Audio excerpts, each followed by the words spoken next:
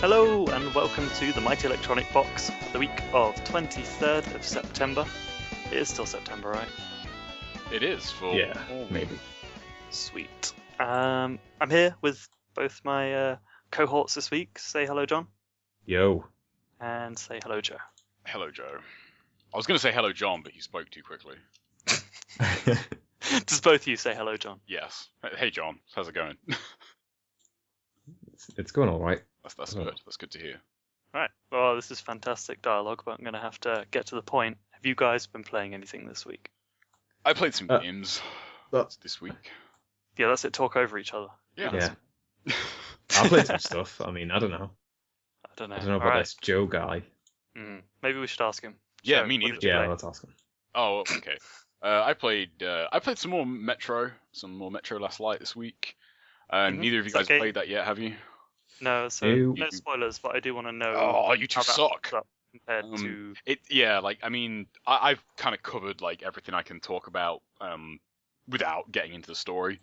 Do you want to bring up? I mean, anybody that's played it. I mean, even though this part of the game is missable from what I can tell, but there is a part in that game that I'm really surprised hasn't made any headlines. As far as I know, at least. And considering what the part is, like, it's pretty messed up. So, if like anybody that knows what I'm talking about, anybody that's played that game will know what I'm talking about, hopefully. Yeah. So if anybody knows about any news about that, that'd be interesting. But yeah, that game is really awesome. I just kind of want to reiterate that. There's definitely a couple of slow, like a couple of boring bits kind of towards the beginning, but I feel like I'm kind of past the kind of introductory parts, if you will. And that game is just really amazing. It's just the atmosphere is just so fucking gooey and thick. You could like put it on a fucking sandwich, and it'd be like a thick fucking sandwich. Like, I just love the atmosphere of those games. I love the design. I love like all the visual design of all the weapons and shit. Like how everything looks like really thrown together, but like really like fucking gritty and meaty. Like I just love the design of that. I love the whole look and design of that game. I think it like even on a technical level, like it looks incredible, but like just design wise, like that's just one of the best looking games ever. I just love the look of that game. Yeah. But yeah, that is something you guys really need to play because I mean, it is good shit. Metro 2033 was the best £3.50 I've ever spent in my life. So you severely underpaid for that game. I feel like that game is worth more than that. I feel you're probably right. I would probably pay more for that, knowing how good it is now. But I keep on neglecting to actually buy new games. So yeah, that's find myself in that situation too. But Metro Last Light is definitely one you should get. I'd say definitely get it on PC if you can. I'm playing the PC version, and it is a hell of a sexy game on PC. And it runs really smoothly as well. I heard that 2033, like it wasn't crap on PC, but I heard it was like very poorly optimized, and it would destroy a reasonably good PC. Yeah, like you had to do a bit of work to kind of get it to behave itself. But I haven't had to do any work, although it does randomly minimize to desktop for some reason, which is kind of weird. So that's a little technical hitch, but that's pretty much it for Metro until you guys actually play it, so we can talk about the story.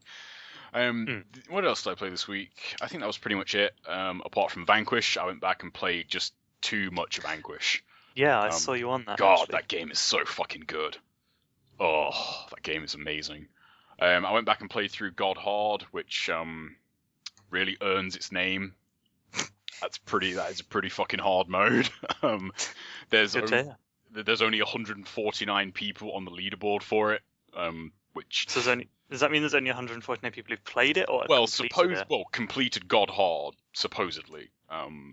Because you can do like a complete playthrough, or you can just select individual chapters and do it. But like selecting individual chapters does make it a hell of a lot easier because you get to restock all your shit and your weapons and everything. Whereas when you play through the story mode in God Hard, like ideally you should be carrying on through the same run. So if you like fuck up a fight and use all your EMPs, for example, you're fucked until you don't have any more EMPs. So, but yeah, and let us talk about some Vanquish, because, dude, either of you played that? I can't remember. I think John, you've played Vanquish, right? John did.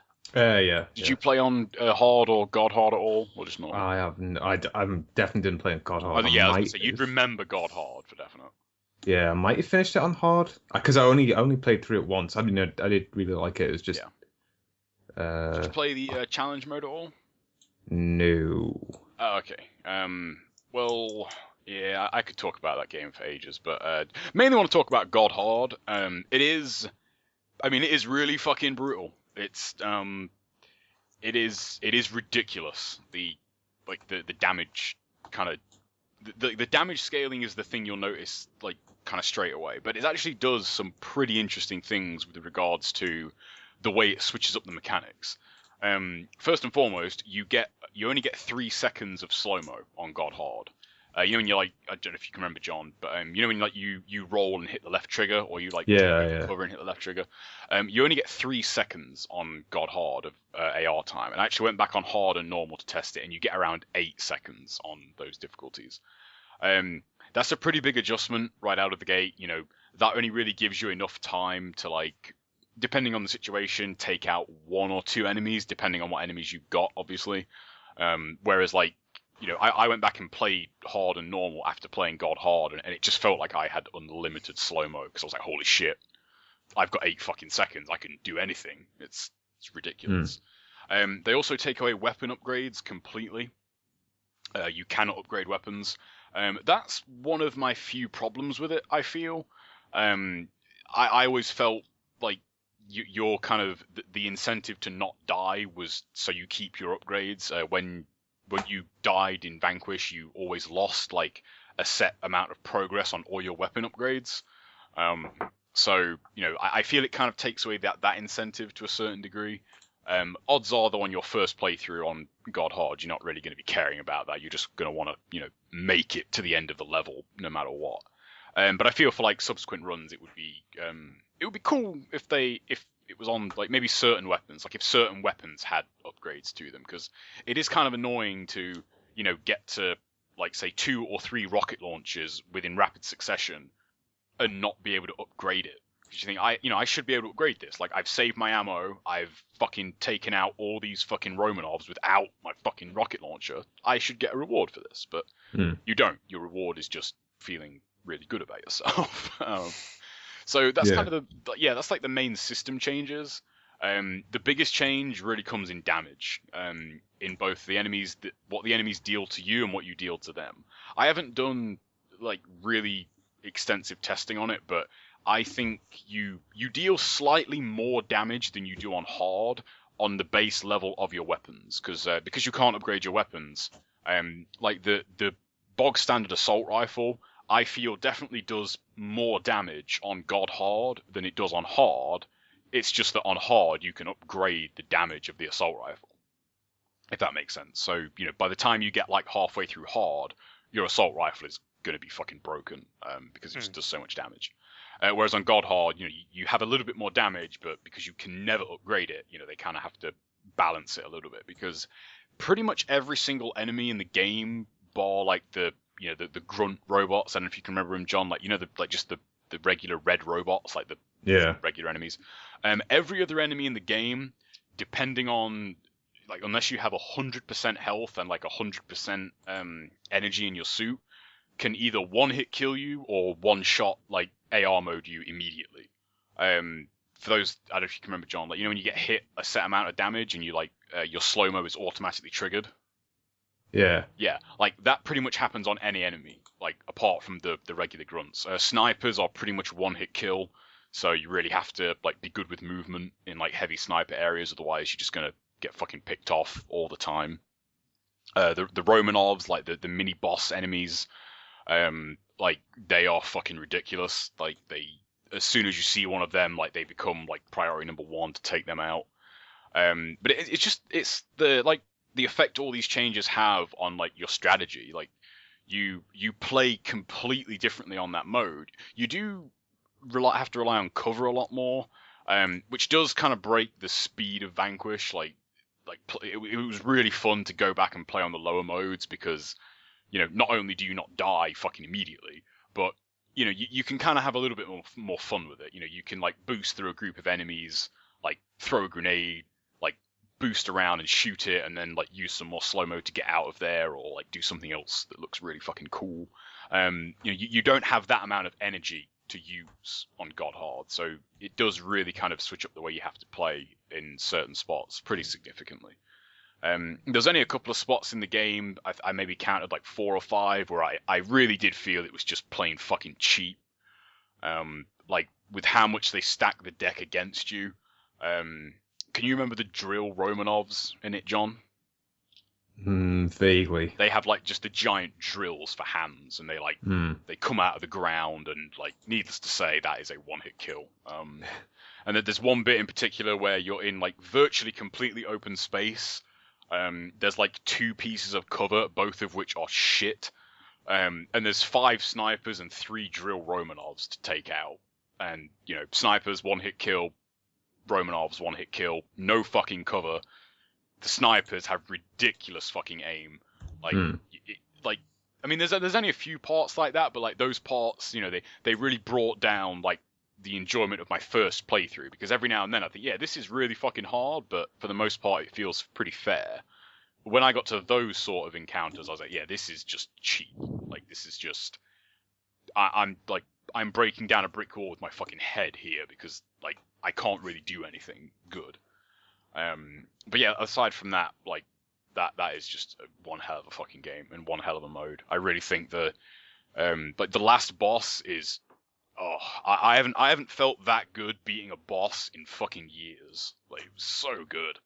You like kick that motherfucker right in the face, and just like that is Vanquish is really fucking good, people. I don't know if you are not aware of this game, but you should familiarize yourself with it if you have not, because holy shit, it is good. And that made me go back and like really kind of dig deep into challenge mode. Beating God Hard really kind of gives you a really different perspective on the rest of the game. Challenge 6 in challenge mode took me, I think, about 2 straight weeks of attempts to try, like to beat that. My final time was fucking terrible. It was the ugliest run ever. My first attempt on it, just after beating God Hard, I like beat my time by about 7 minutes. It's just so liberating to have like that much health and that much energy in your suit. Having coming down from like a God Hard playthrough, it's like you feel set free. It's so fucking cool. And that applies to hard mode. Like, going back and playing on easy, you could probably play through the whole game doing nothing but fucking melee, because just, you might as well have infinite health. But, yeah, like, I just cannot speak highly enough of that game. It's so good, and it's just, it feels so, like, not underrated, because I know it definitely did well, but it just feels so underappreciated for, like, in so many ways what that game does for third-person shooters, and, like, when you mention it to people, and they like, if you say it to somebody, have you played Vanquish? And they could say, what kind of game is that? It's like, so it's a third-person shooter, but that really doesn't do it justice. Like, it's not just a third-person shooter.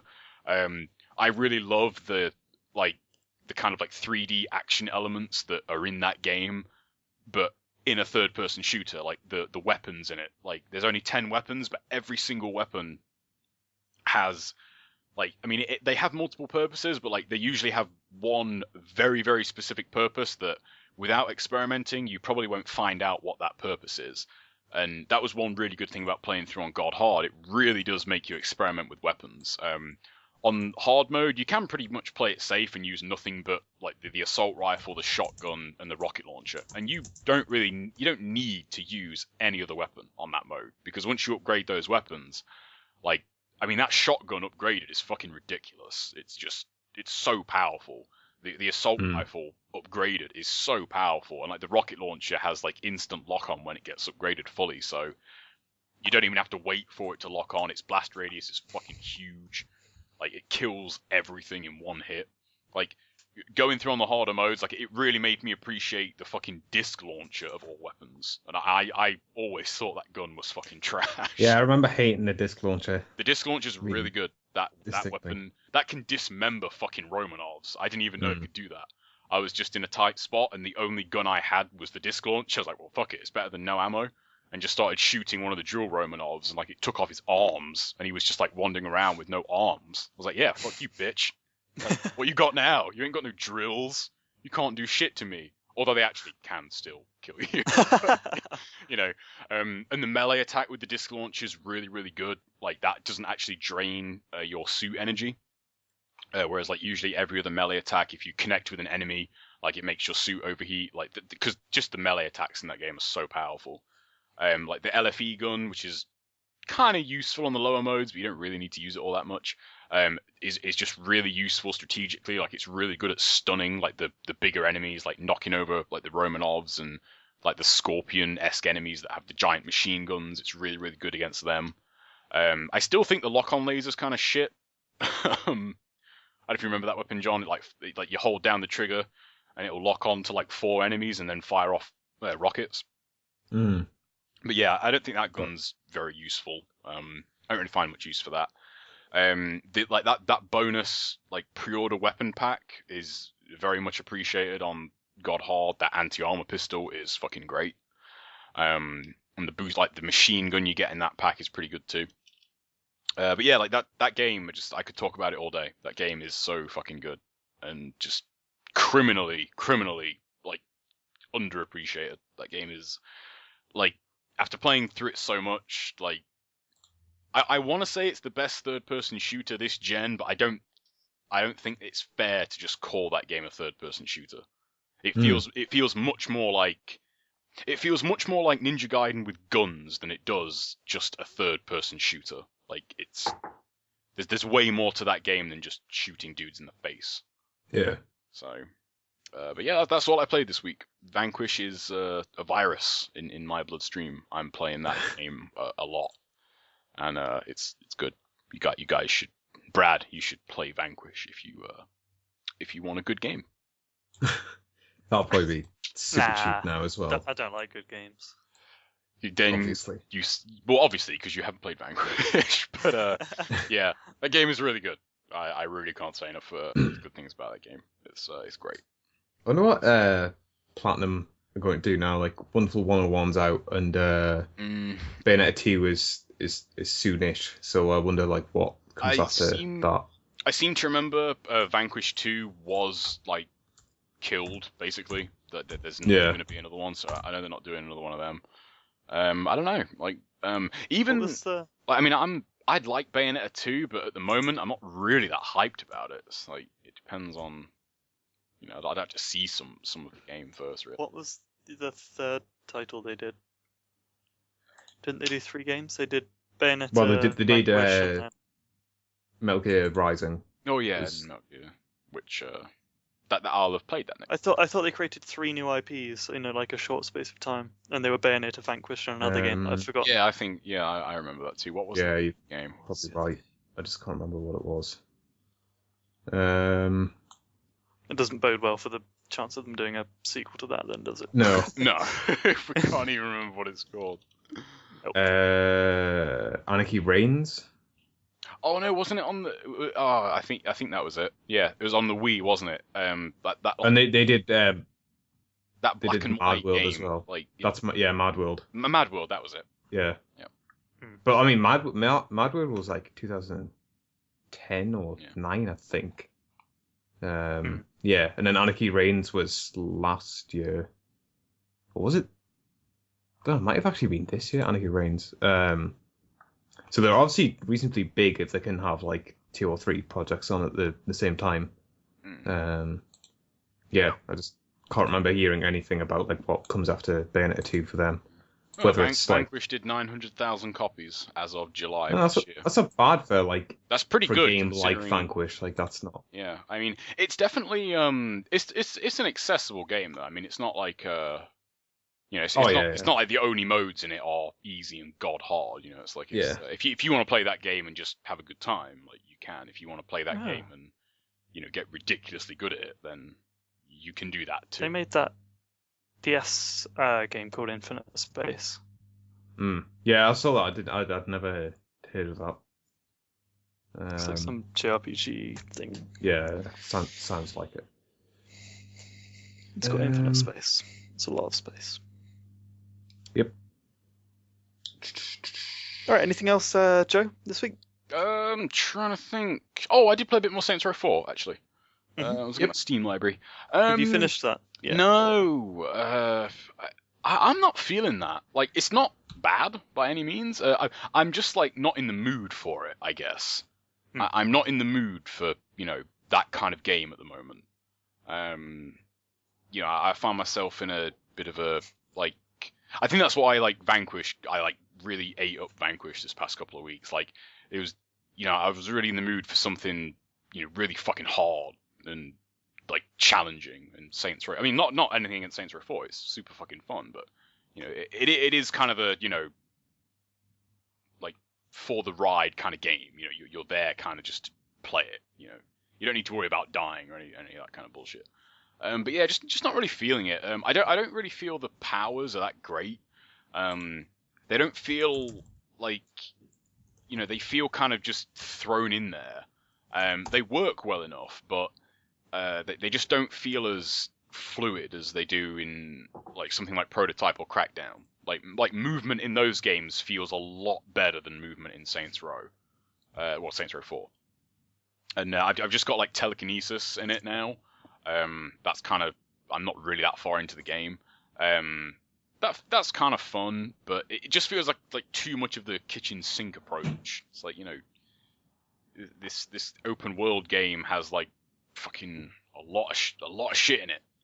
I mean, just look at the map. Like, just Jesus Christ. Like, there's not like a square inch of space where there's not like 5 icons on it for shit to do.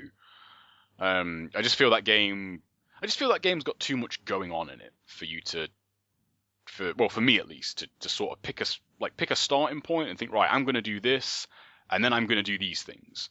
It's kind of, I finish one mission and then I look at like my kind of scope of what I can do next, and I think, God, I don't even know where to begin. Like, I don't know where to start with this game.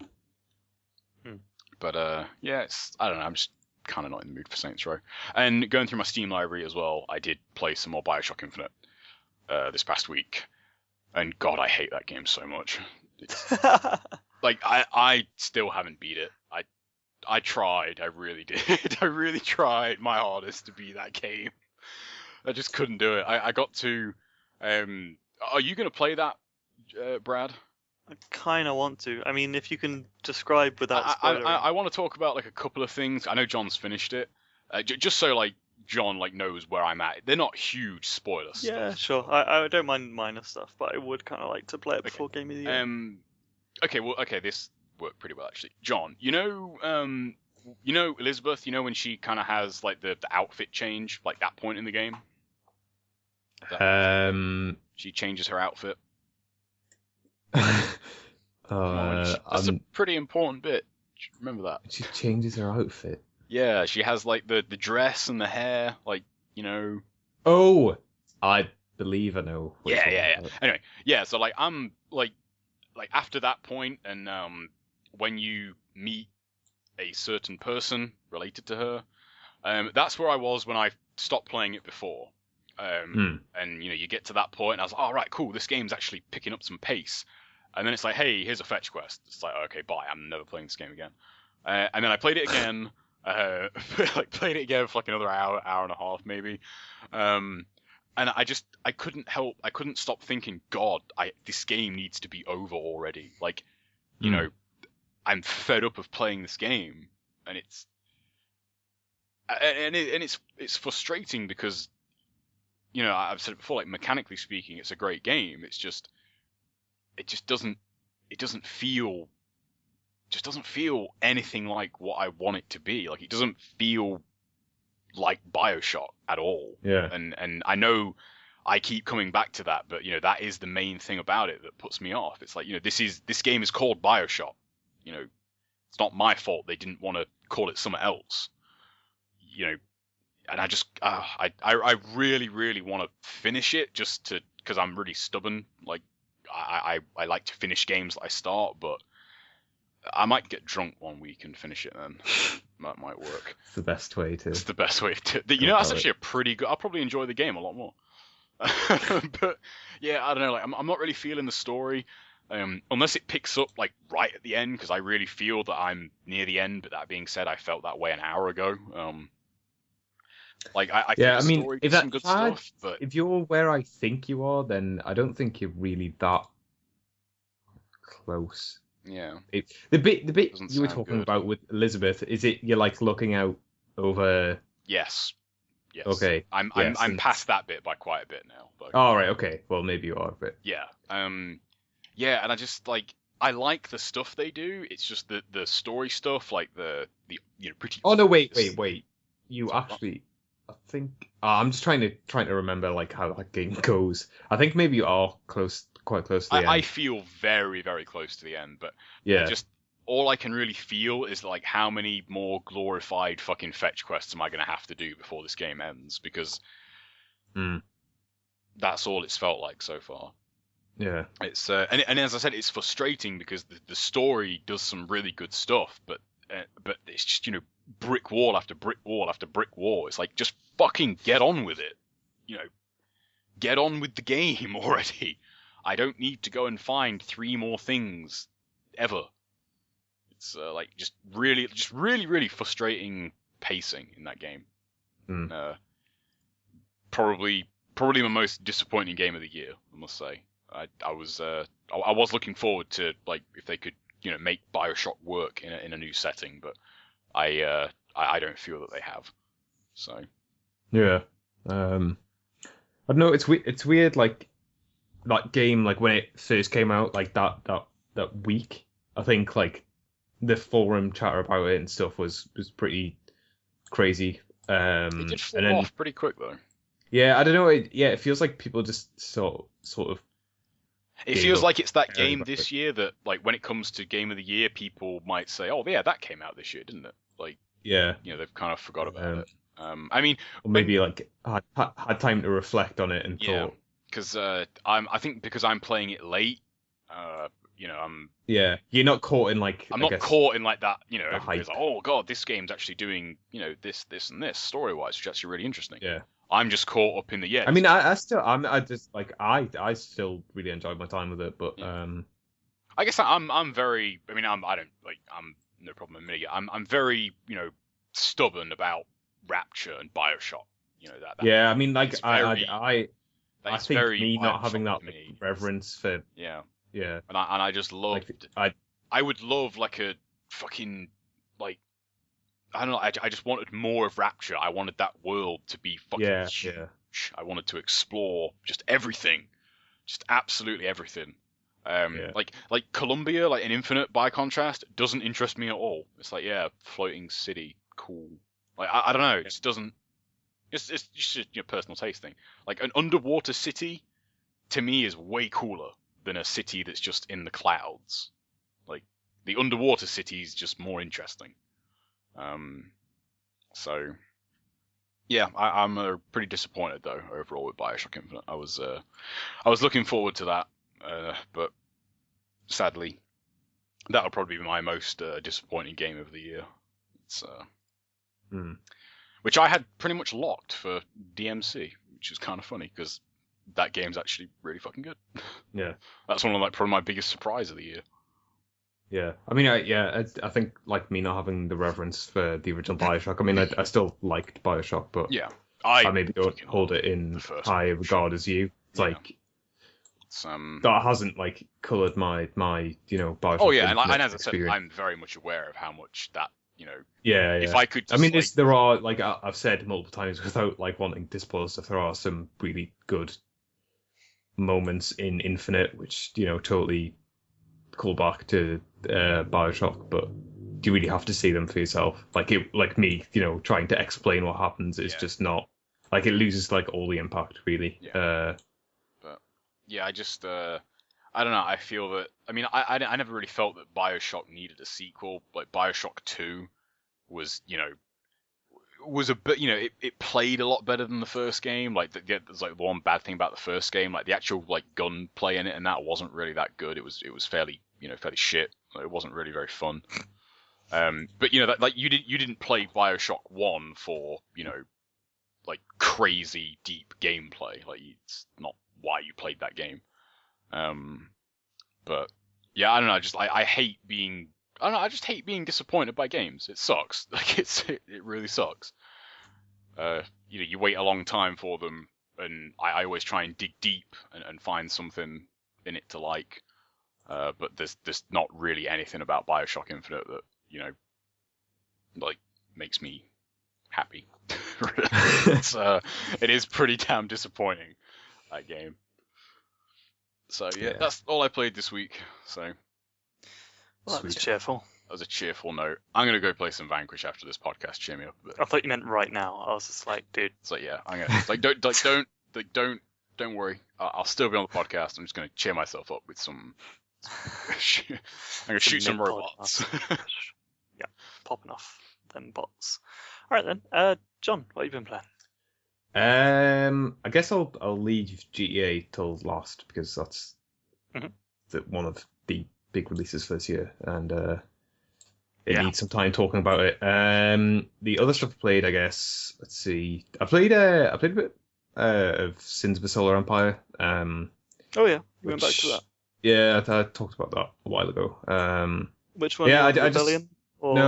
Just the one, originals, the first one, the Trinity, whatever. Yeah, that game's still cool. It's going back to it. It was sort of strange how quickly I picked stuff back up. Just remembering all like the weird quirks of that game and like how all the build order and stuff and all the research stuff, how all that works. Having a weird like slowdown issue, which I was like, oh, it's probably just my laptop because my laptop's not that great. But it turns out a lot of people are having it where the game, like as the game goes on for longer, the slowdown just gets worse and worse, and it's not because like there's loads of stuff happening on screen. It's just, I don't know, for some reason it like as the game goes on and on, like it can't seem to handle what the hell's going on.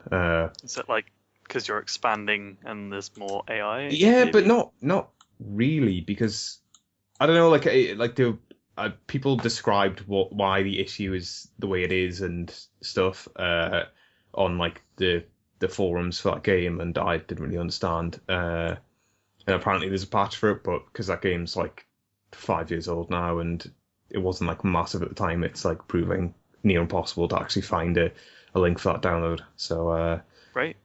I mean, it's all right as long as you don't have like a massive like map, which I tend to do just because I'm stupid. And as long as your game isn't going like 7-8 hours or something, then you're probably going to be all right. But it's a bit annoying because it just slows the whole thing down. That game's not like some fast paced like RTS. Like it takes its time about stuff. So to have that slow down even more is sort of painful at times. Yeah, I mean it's still a cool game. If you like space, you like seeing big ships shoot at each other, then I do like space. That game's pretty rad for that sort of stuff. I played a bit of Castlevania Symphony of the Night on a Xbox Live Arcade because it was on sale for like £2 or something. I was like, I've never played a Castlevania game, so let's give this one a go. I don't know. I didn't get very far. That game seems sort of hard. Which Castlevania was that? Sorry. Symphony of the Night, I believe. Oh, right, okay. That game seems sort of hard. I got to like the first boss and just got sort of worked like multiple times.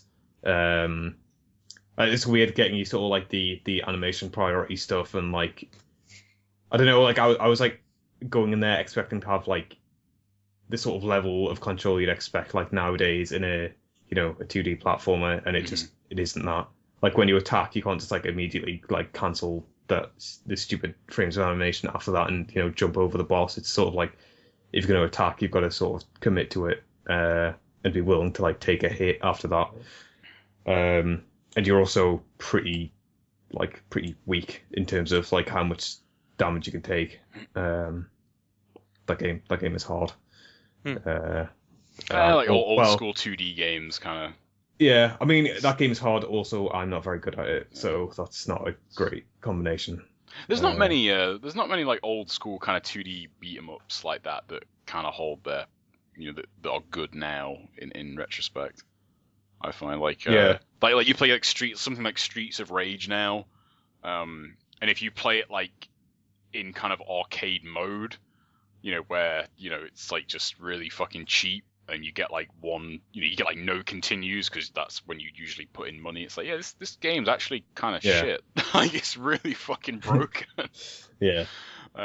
It's only when you play, with like lives and like more health and shit. Like, yeah, this game's actually alright. Like when this game isn't trying to get 20p's out of me, this game's actually quite fun. Yeah. Maybe I need to like look up on forums how to actually play that game because I'm struggling. It's tough. I think like that's one. I mean, it's not strictly a genre, but like it's weird how kind of an old school orientated genre has gotten so much better.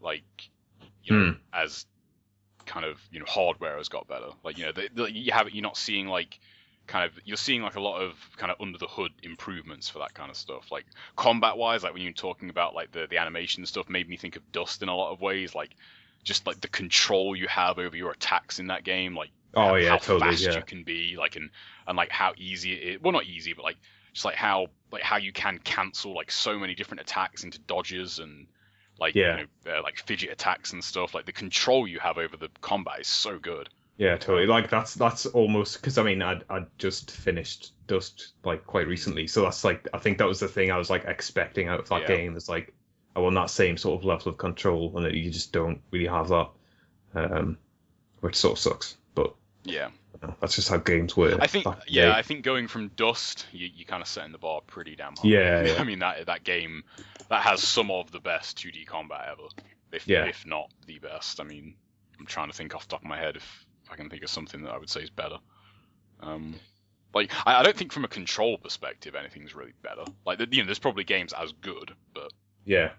So play a bit of Castlevania. I don't think there was anything else except for GTA. GTA took a lot of time because that game there's a lot of stuff to do in that game. That's good. That world is almost the polar opposite of GTA 4 in terms of, well, not the polar opposite, but there are there's the world is filled with stuff to do, and you could probably have spent about as much time as I have in the game and not done like half as much of the story stuff. Because I haven't been mainlining the story, but I've been trying to do quite a lot of it. Before you jump into it too much, I have one really important question about that game. Yep. If I didn't like GTA 4, will I like 5? My main question for it too. Right, so I would say that it takes things from GTA 4 and it takes things from the like San Andreas and Vice City. Yeah, you can just say the older games. Yeah. It takes I guess it takes a lot of the tone maybe of 4 in terms of the story stuff. Right. But there is also the sort of goofy aspect of San Andreas and Vice City in there. I don't know, there is way more stuff to do in that game. That's a good start because Liberty City sucked dick in 4. It's definitely a funnier game, just in terms of the dialogue. Like I've never been massive on like the radio station stuff in GTA. Like I always think that stuff's sort of bad satire. Like it's pretty good in Vice City. I don't know. I never. It always felt to me like it wasn't doing a good job of being satire. It was just like, let's exaggerate this thing and then laugh at it, as opposed to let's all satire is sort of based on exaggeration, but it also uses that exaggeration to I don't know, say something sort of intelligent meaningful. or pertinent. Yeah. And I never felt like GTA was ever doing that. It was like, let's take the piss out of Republicans, let's take the piss out of liberals. Like it was never like let's actually say something intelligent about this whole thing. Just sort of weird. And it also felt like it was never really taking a stand. It was just sort of like, just let's just take the piss out of everyone and not actually make. I don't know. I always felt scared of like saying its own thing. But yeah. And that still holds in GTA 5 for me personally. Like I don't find a lot of the radio stuff that funny. Like the music's fine obviously, but like the advertisements and all the talk radio stuff I just never found that great. What was the name of the? Oh, it was Chatterbox in GTA 3, wasn't it? That was like the makeshift talk show radio station. Yeah, that was good. I think there's one.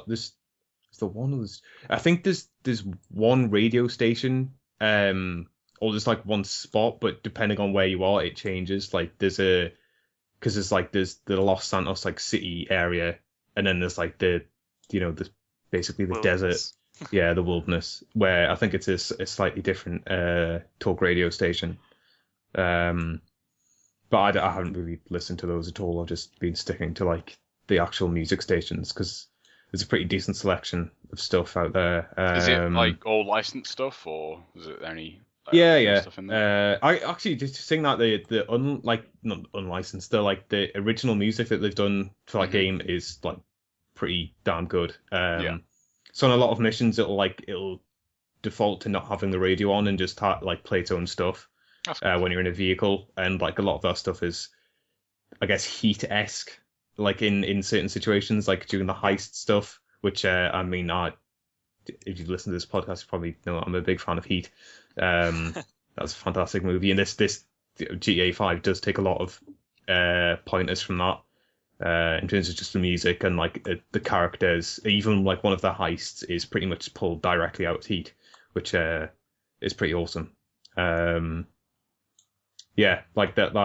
that original music is pretty awesome, and like the obviously the licensed stuff is pretty good as well.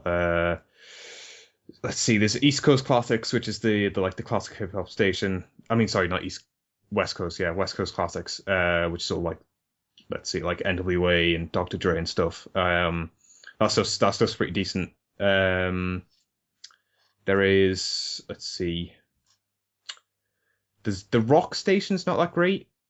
It's like, I don't know, it's not the sort of rock music I'd really go for. Like classic rock. It's like, I don't know, Kenny Loggins, Chicago. Fuck is that? Like he's actually the host, I think, as well, Kenny Loggins. He's just some 70s, 80s rock guy.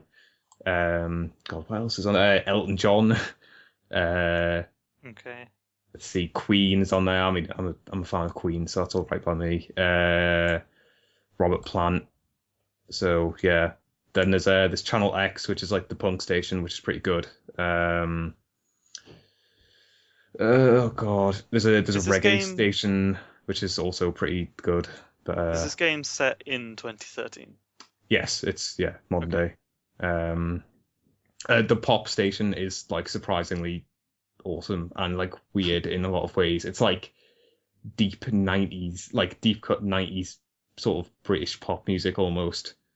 Like there's stuff in there, like if you're like our age, that you'd probably like recognize. That's like, oh yeah, I like. There's like zero 90s pop that I want to fucking remember. I don't know. That stuff's like, I don't know. For me, it was like a total like nostalgia thing. Yeah, I guess for nostalgia purposes, yeah. But other than that, yeah, I don't think I'd want. What was it? It was All Saints. God, I can't remember what song it was, but that was awesome. Hearing All Saints, and then there's like Mojo, just a bunch of stuff that you'd recognize, like from like late 90s, like early 2000s stuff, which is that's pretty awesome to hear that stuff. And that's where you can tell like, oh, it's obviously like a mainly British team, because like I don't think a lot of that stuff made over to America. No, it wasn't really big there. Yeah, and then there's like obviously more recent pop stuff which I'm not massively into, but yeah, and then there's other stuff. It's kind of weird now though. Like that's such a broad, like in like I felt like, not to get off topic here, obviously, but like in like mid late 90s, like pop was a pretty specific genre, whereas now like there's like things that are called pop It's like, Yeah. not really. Well, I mean, I don't necessarily mean pop, but Yeah. just like chart music. Like I don't know, like there's Rihanna in there, and Robin, who I didn't even know was still around, and other. God, who else is in there? Is there any Lady Gaga? No, I was thinking No Lady Poker Gaga. Face? Man, No, Poker there's no Face Lady would be great. God, who the heck? There's like someone like really like reasonably recent hit on there, female artist, but completely no. Anyway, yeah. So Lady yeah, Gaga does seem kind of fitting for GTA in a weird way. yeah. No. And then there's It's also like- yeah. I think if that jewelry heist Yeah. was to Lady Gaga, I think that would be pretty awesome.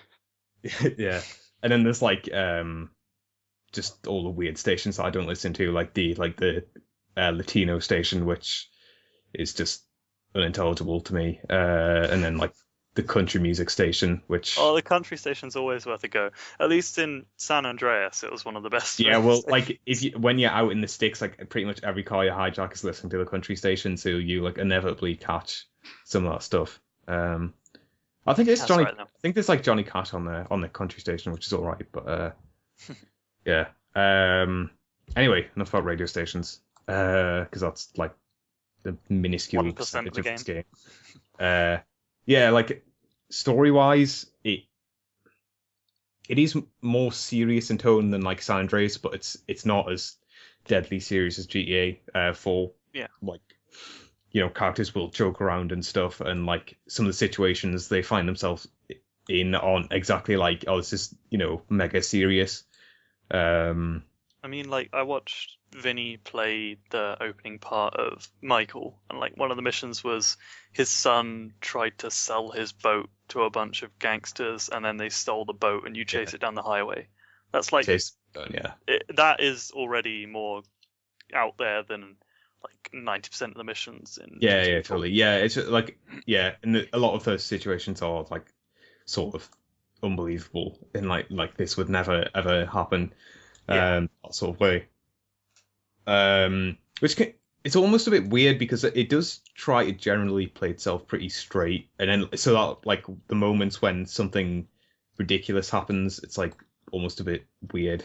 But you can tell. I think you can tell that like took on board like the criticism that GTA 4 was too like serious.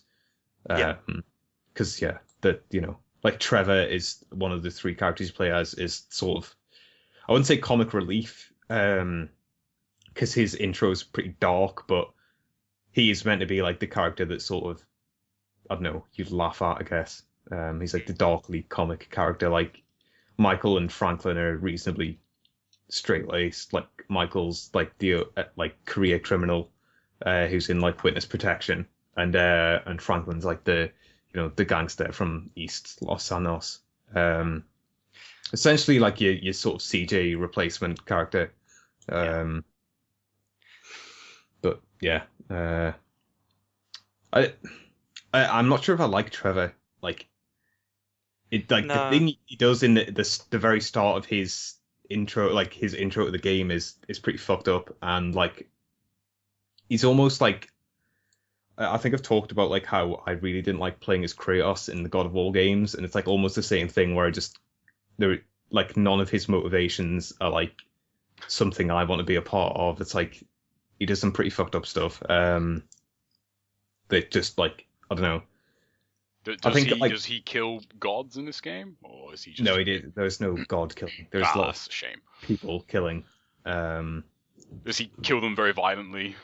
Yes, Is like there- that's almost like the first thing he does when you introduce to him is stamp someone's head into the ground and then picks bits of his brains off his shoe, which is not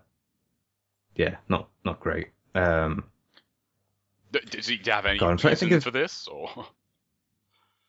Sort of, but not in like I mean, a like, actual, at least like, Kratos morally has justifiable. Yeah, I would say reason. Kratos has some at least pretty good motivation for his vengeance. That dude gets a pretty raw deal over the course of those games. Yeah, I don't know. Trevor's he's a weird. I started to warm to it. It's weird because it starts out like that with Trevor, but then that sort of stuff peters out. Like him being a, you know, complete psychopath almost just doesn't register anymore. Like there's like a few times when it sort of pops up and like you have to do something pretty fucked up as him, but he's not like permanently just, you know, every time you play as him you're murdering people, like unless, you know, you want to do that yourself. Like his story stuff doesn't really go down that path, which is a bit weird.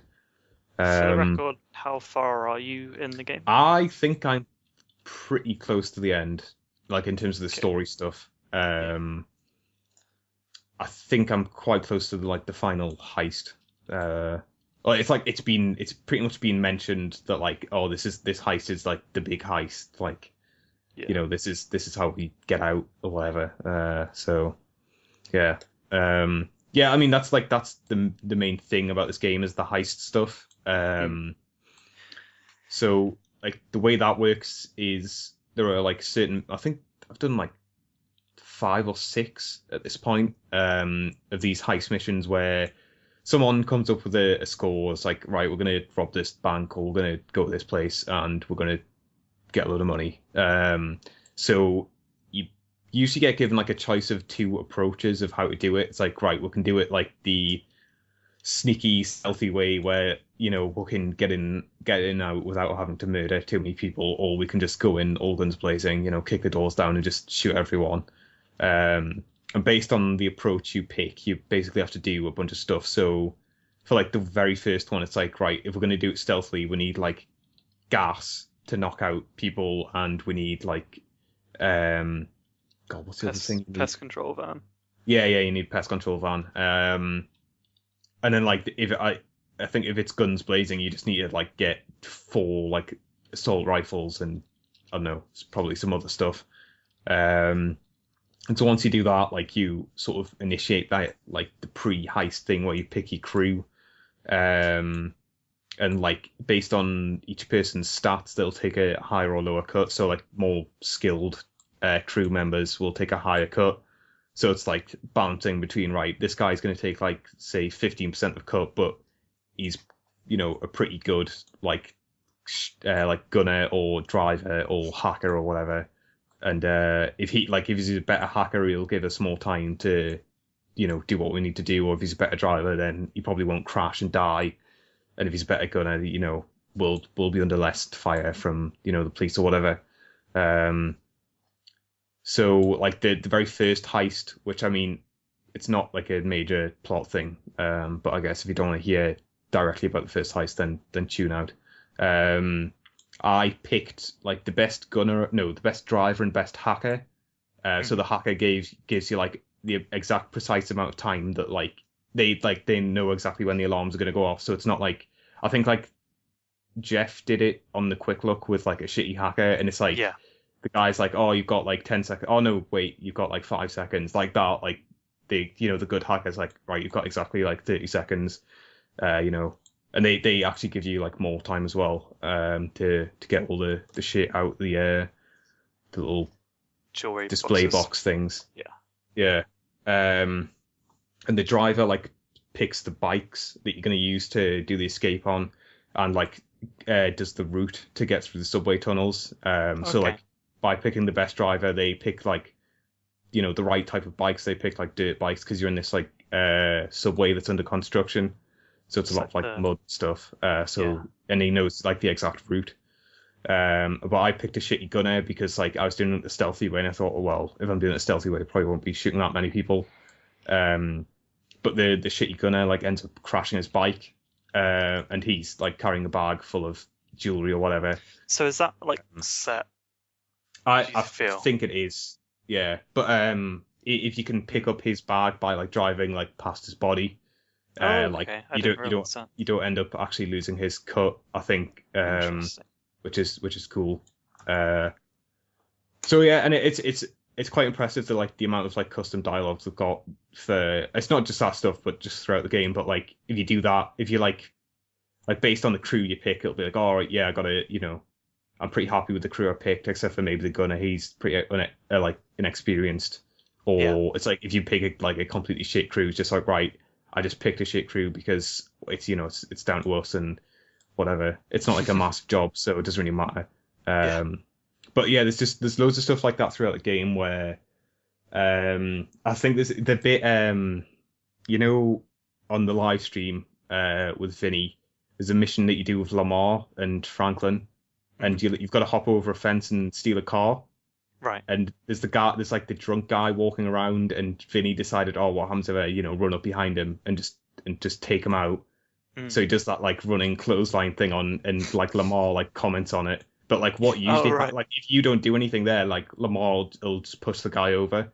So it's like if you run over and like the game doesn't say like clever. Punch this guy. It's like no, it's like if you actually choose to do anything, they'll mention it. And I had a moment actually with Trevor where I got his hair cut because he's like balding, but he's still got quite a decent amount of hair. I was like, oh fuck, I'll just go completely bald for a laugh. And I was doing like a random event mission, which there's sort of like the stuff in Red Dead where like a person would pop up and be like, oh, someone stole something. And I did one of those, and like someone like commented on the fact that I was bald, which I thought was pretty good. Just like, oh, you're a bald prick or something, which like that seems pretty good. Yeah, there's been a lot of time and money put in this game. Yeah, like just in terms of the amount of stuff there is in that game, the amount of custom dialogue there is. In like, I haven't watched too much of that game. I mean, I watched the stuff that Giant Bomb put up because I just wanted to see Vinny fuck around with that game, and I watched like a 16-minute video the day before the game came out, just of someone pretty much just driving around and so on. And the thing that really struck me immediately is just the attention to details. They've really nailed the details in this game. Like, I mean, one of the things that caught me off guard immediately is the animation quality. I think like the fluidity of the animations. Like I was watching just like Franklin walk around, and you know how in GTA games, if you have like a convertible and the roof's down, you can climb in it by jumping over the door. Like when I watched the animation for him jumping over the door and into the car, there was it was on that level of like the uncanny valley where like I was like so convinced by the animation that it kind of caught me off guard and like made me question it. And then just things like, I don't know, he's like going for a swim and like the dust that came off the seabed when he touched the bottom of the sea floor. There was some other stuff that I've forgotten, and the waves as well. Like when you hit the waves on the like all the water stuff. Them. Yeah. And like also the reflections really impressed me as well. Off of like he was off by the carnival on the pier, and like the Ferris wheel lights were reflecting in the water, and I was like, shit, on these consoles that reflection looks pretty damn good. Yeah, there's a bit the way it's set out is like there's two highways that run along the coast. Right. And like driving down the highway towards the city at night, and like all the lights are on, they're all reflecting off the sea, just looks like amazing, especially for for consoles. It's the current pretty mad graphics wise. Yeah, and like the stuff where you like transition from characters, I don't know how much of that you saw, but you basically just hold down on the D-pad and hit the right stick in the direction of the character you want to play as, and it zooms up into the sky and then zooms over to the character and then slowly like goes down to street level. It does seem to that stuff looks hang cool. for a moment. Yeah, sometimes. I mean that's where you can tell it's loading and stuff. Yeah, but, it's funny going. I don't know if you remember the trailer where they first showed off that feature, and it was just like bang bang bang bang bang bang, and then you're into the next character. It's totally it's like, not like that. But it's not that. No. You mean a game isn't like how the trailer made it look? I mean when you're right next to each other, you can just like switch pretty much instantly. That's true. But like when you're just sort of free roaming and you're like, oh, I want to play as Franklin now. It's like they're supposed to be on the other sides of the city, whatever. That can take a while. I was going to say something else, but I forgot. The heists. Sorry, go on, bro. Oh. No, go on. Cool. With regards to the heists, a lot of people have said those are sort of the main attraction or the pinnacle of the quests in that game. Do you fall on the side of there's not enough of them, or that there's the right amount, considering you wouldn't want to just have them overused? I think that is a potentially like really good avenue for DLC. Like I really like. You would like to see DLC heists. Yeah, totally. Yeah, I think I would. I haven't played the game, so I don't have a valid opinion. But I mean, if people are saying there's not enough, that's kind of the thing that I'm most interested in that game, and I think seeing more of those, like, because there's a lot of liberty of ways you could go with that. Like you can rob so many cool places. Yeah. Like some of them aren't really heists in the traditional sense, which is cool. Like it's not, it's not every single one is like breaking this jewelry store, breaking this bank. It's like it's doing different stuff. And like I said, there is a heist that is pretty much the heist from the very start of Heat. Like a lot of the details are really, really similar to the point where it's like, yeah. I want to see Italian Job DLC. Yeah. Where you literally just do the whole Italian Job. That'd be amazing. Yeah. I am excited to see the final heist because that stuff could be really interesting. Oh yeah, go ahead, Joe. My question was I mean, I know Brad asked it earlier, but like kind of a different way of asking it, really. Like, does it do anything to kind of make it feel fresh? I guess is kind of like, because I've heard a lot of good shit about it. I've also heard that like it does kind of, if you didn't like GTA 4 as much, like you might like this because it does kind of, take it back a little bit. Yeah. I don't know, like does it do anything to? I don't know. Like I'm finding it hard to like. I'm like the only person I know that just doesn't give a fuck about that game. Everybody I know is going ape shit over it, and I'm just thinking, yeah, I can't like jump over a building holding a bus though, so I don't want to play it. Like I can't fly and kick helicopters in it. I can't throw bolts of electricity and like kill people in it. Does it do? Is it more fun, I guess, than like past GTA games? I don't know, like the thought of like the kind of things you can do in that game. Like does it switch anything up? I guess is what I'm asking. Like does it like overhaul anything, or is it more just like a refinement of what they have done before? I think I mean I would lean towards refinement, but I would also like qualify that by saying it's like I think it's like as good as these games going to get on current hardware. Yeah. In terms of like unless like something massive, unless they change something massively, like I think that's as good as they're going to get. It is still in pretty much every sense of the phrase, like it is still a GTA game. Like take from that what you will. Like it does try to remove a lot of the, I guess, boring stuff. Like there's not, it doesn't have like the taxi stuff really from like all the weird like side mission stuff from San Andreas that like isn't really necessary. It has some of that stuff, but it tries to like boil that stuff down to the point where it's like, right, this is the stuff that's actually fun to play. And like in terms of mission structure, like they do try and change it up. Like I think like a lot of the complaints that people had about like GTA just in general is that like those games were fun, but they were, the mission structure really wasn't that varied. It was like drive to this place and kill a dude. Which in some cases like is still the case in some missions, but they generally try and do a lot more fun stuff, and like the character switching like really helps with that. Like in terms of like doing stuff in mission, like switching is awesome. Like there's a bit when one of the characters has to like rappel down the side of a building to get a guy out from like this office, and like you can switch between like that guy and Franklin who's on like an opposite building with a sniper, and like I think that bit's really well done. And there'll be bits where like one character's driving like the getaway car and the other character's like the gunner, and you can just choose like, all right, I'm driving's not that exciting, I'm just gonna be the gunner and blow all these dudes up, which is awesome. But it is pretty much a GTA game, so yeah, I think I'm probably gonna skip it. I know. I think it was last week I was listening to the Bombcast like before this was out, and I think it might have been Brad that was talking about like movement in those games, and he was saying about like he was wondering how he would go from that to GTA. Like he's like I have to drive a car, and it was funny because I remember thinking like I felt like that immediately after playing Crackdown in like 2007.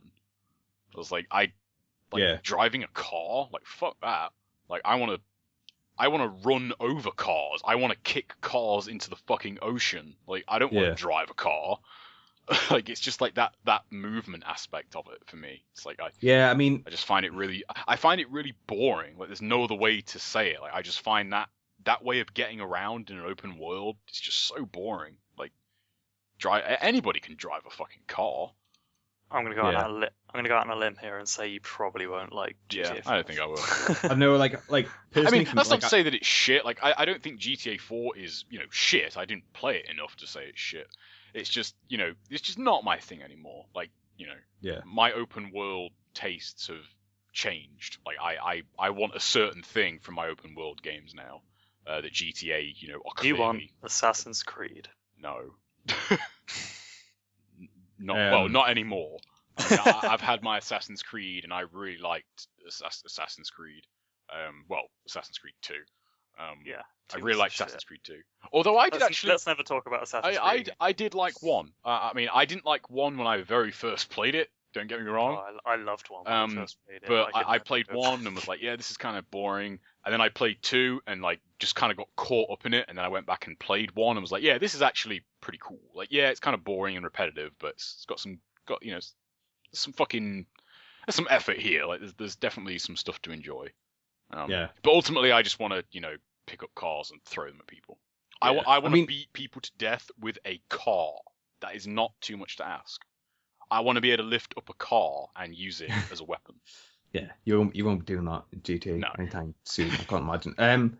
What I would say is personally, I like driving games and stuff, and so like the driving around for me isn't really an issue. But I found myself weirdly trying to stick to traffic laws and stuff, and actually just walking around, not even sprinting, just sort of walking around, because I think that the attention to detail in that world, the way it's realized, is just it's phenomenal, really. It doesn't feel like a video game world. It actually, it feels like an actual city.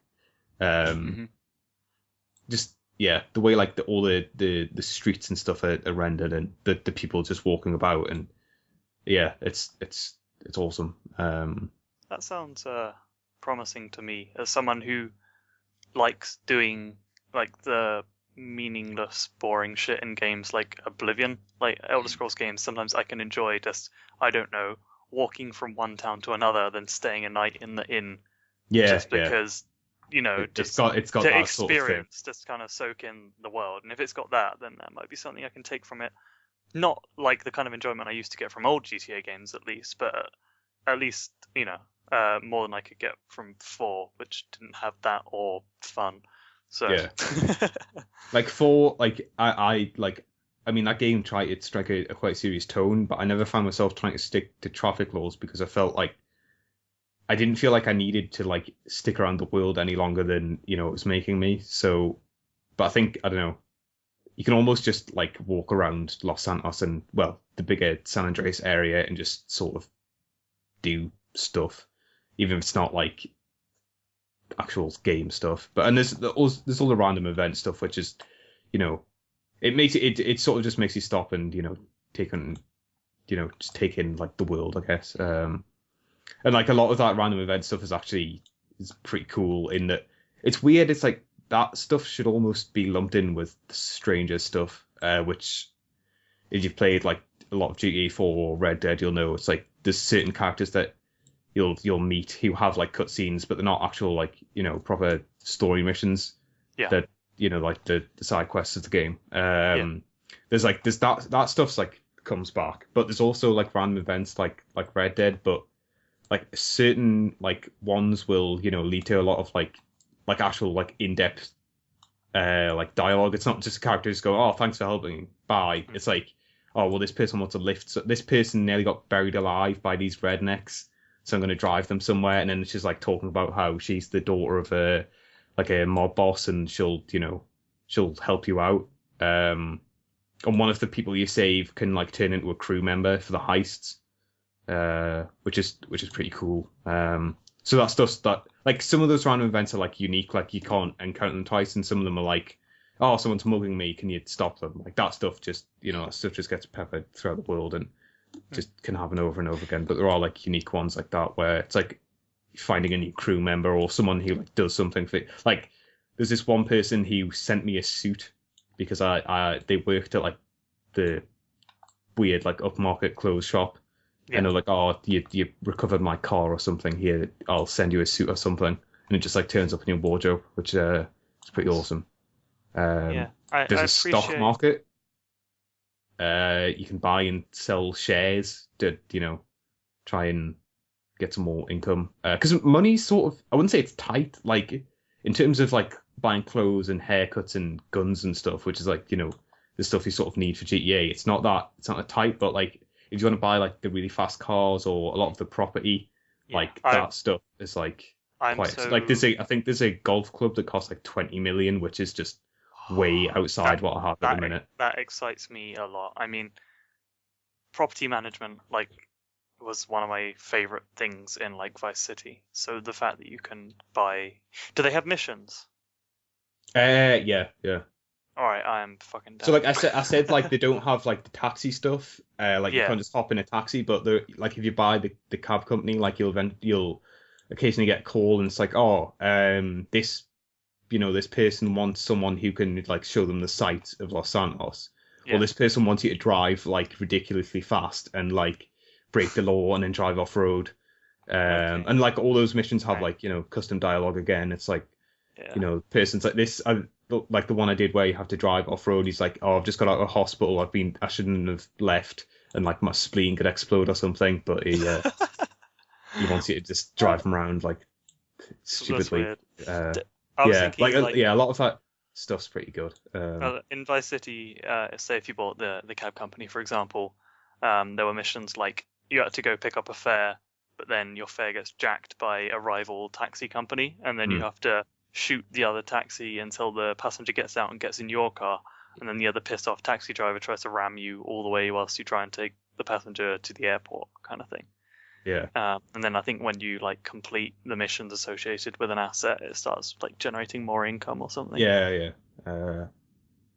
So there's stuff like that. Like buying the property, has each, like I think almost not every property, but a lot of the properties have like missions associated with them, which is cool. That's awesome. I really like the sound of that. And just more stuff to do essentially. I do appreciate as well how they, from what I've seen, try to justify more things in the world with like cutscenes or story, like mini little story bites. Like, totally. It's even down to rampages. Like you do a rampage. That's a little justification as to why you just start fucking. That stuff's pretty funny, actually. In the So like they're only doable with Trevor, which sort of makes sense. But so like Trevor's got a weird relationship with his mother, which doesn't really. I think it's like verging on incestuous, basically, but it's never really talked about in depth. Like no one just says straight up what's happened, but like he reacts very aversely to the term motherfucker. So if anyone calls him that, he just sort of flips out. And also he doesn't like people mentioning the fact that he's Canadian. He like wants everyone to think he's American. So that's how he gets it. I think it's the one that Jeff showed on the quick look where he starts shooting a bunch of like Mexican gangsters. Yeah. It's like one of them mentions that he has an accent and then he just starts murdering them and like saying like, I didn't understand that. Saying like, why can't you have more tolerance or something? Is like one of the lines he shouts as he's murdering them. That's great. Yeah. So yeah, it does have like good, like a good amount of just stuff to do. Like there's a bunch of parachuting stuff, which is pretty fun. There's like a hunting mini game thing, which is pretty well done. There's golf. I haven't played any golf yet, but apparently that golf's actually all right. There's races. There's just there is stuff to do. You can't hold up a lot of the shops, like the shops that you can actually buy stuff from. You can't hold up, but like the gas stations and stuff you can. And that's actually got its own little like custom animation of the guy like putting the money in a carrier bag and then throwing it at you and crying because you're gonna murder him. And then can you shoot him anyway? You can shoot him. I shot a dude in the leg because I was like, oh well, I don't know. That's how a heist would. That's how a shoplifter would do it. He would like you heist with mercy. Yeah, and then like by shooting him, I think it increased my star rating from like 2 to 3, and 3 stars is actually pretty hard to escape from, which is something I quite appreciate. It goes up to 5, so 3 is like almost. Why fine. Is it 5 now? It used to be 6. That disappoints me. I don't know. Is that a change they made in 4 or? Yeah, but it goes like what one is, just standard sort of one police car. 2, then it escalates a bit. 3, I think you get helicopter. 4 is like the SWAT teams, and 5's the army. So yeah, I don't know. I can't remember what was 5 and 6. I knew 6 was the army before. 6 was the army. 5 was like the FBI. Yeah, 6 was tanks. 5 was 5 was FBI. 6 was army. 4 was like SWAT teams and helicopters. Yeah, and, helicopter was on 3. Yeah, and on 4 you had SWAT teams as well as helicopters. Yes, that's right. Yeah, 3 was added. Yeah, so they basically took the FBI out because they're. Well, I think the thing was in GTA 4, 5 was FBI, and then it didn't go beyond that. So now they've just took the FBI they out didn't and have a put the tank, army. did they? In 4, I don't think. No, the FBI which I guess sort of made all the military trucks. The old GTA, like they had the what do they have in SMGs? Yeah, had like the SUVs. I think in 3 they had like the AK, whereas the army had like the M16, which was just like fucking. Yeah, that was ridiculous. Like you go down easily in this game. Yeah, like taking cover and stuff is important. Body armor is probably a good idea as well. So each character has his own special ability, which is pretty cool. Like Franklin being the driver, his ability basically slows down time when he's driving and also gives him pretty crazy handling at the same time. So it's like, oh, I'm spinning out, I'll activate this and then get back on course, which is that's something I hated in GTA games. It's like you've sort of got the feeling of being this like badass driver, but you hit something and then spill out and fuck the mission up. It's like this sort of makes you feel like, yeah, these guys are pretty badass. Like Trevor goes into sort of rampage mode and basically takes almost no damage from bullets, and I think does more damage himself, which is useful. And Michael just goes into bullet time, which is also useful for just lining up headshots and stuff. So yeah, those abilities are pretty useful, and like each character has like stats associated with them.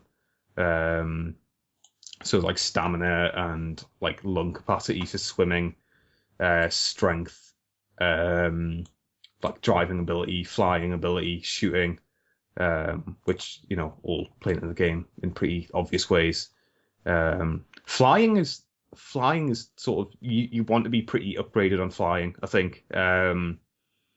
So I think like when you're flying, you'll get like little bits of turbulence, and like the higher your flying stat is, the less that sort of affects you. So like the lower it is, that can fuck you up sort of badly. Especially if you're trying to fly really close to the ground and like go under a bridge, and you suddenly get hit by turbulence. It's like, oh shit! Like my wing just hit the bridge and now I'm dead. Interesting. So yeah, so it is quite helpful to upgrade those stats. Can you fly the jumbo jets? There's a mission where you get control of a pretty big like cargo plane thing, but I haven't been to the airport and tried to get in like a jumbo jet. But I mean, I at least know that you can fly something that is the size of a jumbo jet at some point. I don't know whether that's just something you can do whenever you want. You can drive, those like big trucks that have like a quarry, just the massive like things with like tires like that are like 10 feet tall. They're basically monster trucks, except you can drive those, which are pretty awesome. I haven't actually took one out on the road and just started crushing cars, which I probably should have by now, but that's pretty awesome. And it's got its hidden package equivalent as well. And some of those also play into like a little separate storyline thing, which is cool. So it's like an unsolved murder that you hear about on the radio occasionally. And like I found a scrap like the other day, and it was parts. No, it's like scrapped bits of paper, and it was like, oh, this is like a note about this murder. Like finding. Are you basically playing Slender? Yeah, it's like you finding turn around, solve the case. You get murdered.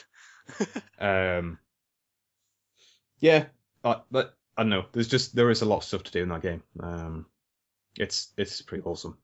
It looks pretty good as well for something on this gen, and I can't wait for it to come out. With the amount PC. of stuff in there, it's just yeah. I'm only waiting for the PC version because I don't want to pay for Xbox Live. In all honesty.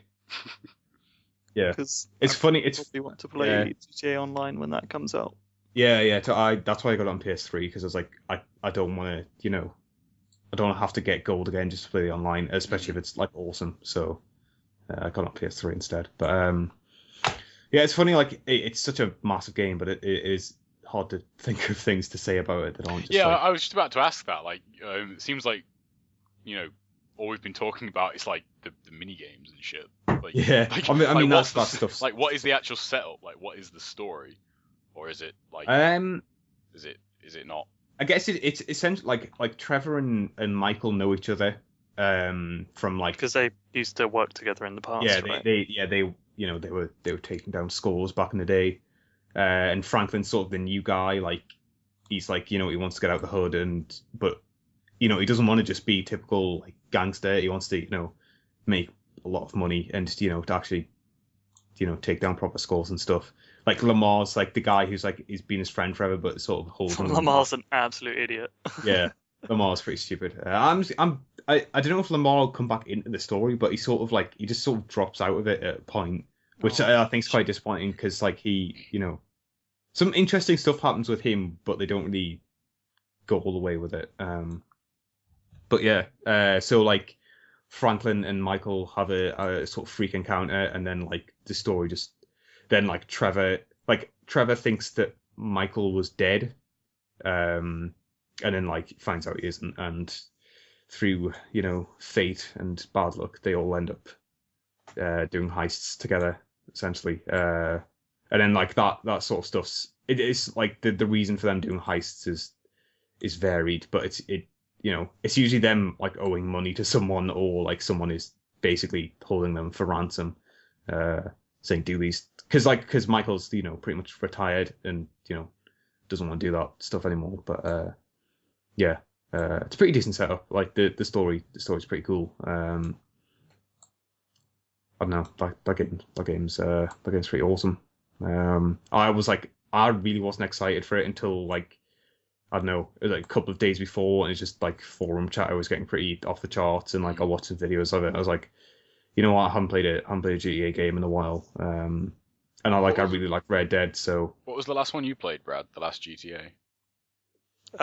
What do you mean? Well, bar 4. I mean, like. I mean, I've owned all of them, except for like the PSP ones. So I mean, I played San Andreas at the time. PSP ones at the time. PSP ones are pretty good.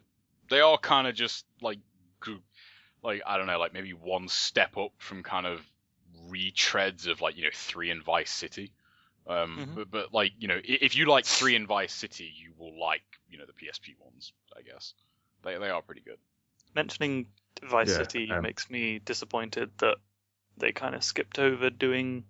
Like last console cycle, they had 3 Vice City and San Andreas, which were like the 3 regions from the earlier games. And then this time they remade their GTA 3, and then now they've remade their San Andreas, and they've just kind of skipped over Vice City, which is my favorite setting. And I think it would have been funny because there's a V in the name if they just called it GTA 5 Ice City, because it would have spelled Vice City, and also then they could have just made it about diamonds. So they could have just made it like you were running like some sort of blood diamond trade or something. Hilarious. I thought that'd be amusing anyway. But yeah, it's Vice City was fucking that game was so good. That I was just like really good memories of like 3 and Vice City, like that. But when those games came out, like being in school and just like everybody talking about them, and like there was like a handful of people that like. Their parents wouldn't buy it for them, so like they had to just like listen to people talk about it, like, which must suck. But yeah, like there's just like really good like moments for those games, like being at school and shit. When I got my original Xbox, it came with the double like 2 discs in one box, like nice edition of 3 and Vice City together. And before that, I've been playing Vice City on PC. How were the Xbox ports? Yeah, good. They ran really well. Yeah, cool. I'd imagine they'd have benefited from because the Xbox was like considerably more powerful than the PS2. Yeah, they ran almost as well as like the PC version. Oh, cool. Cool. Is that 5 in a nutshell then? Nothing else to add there?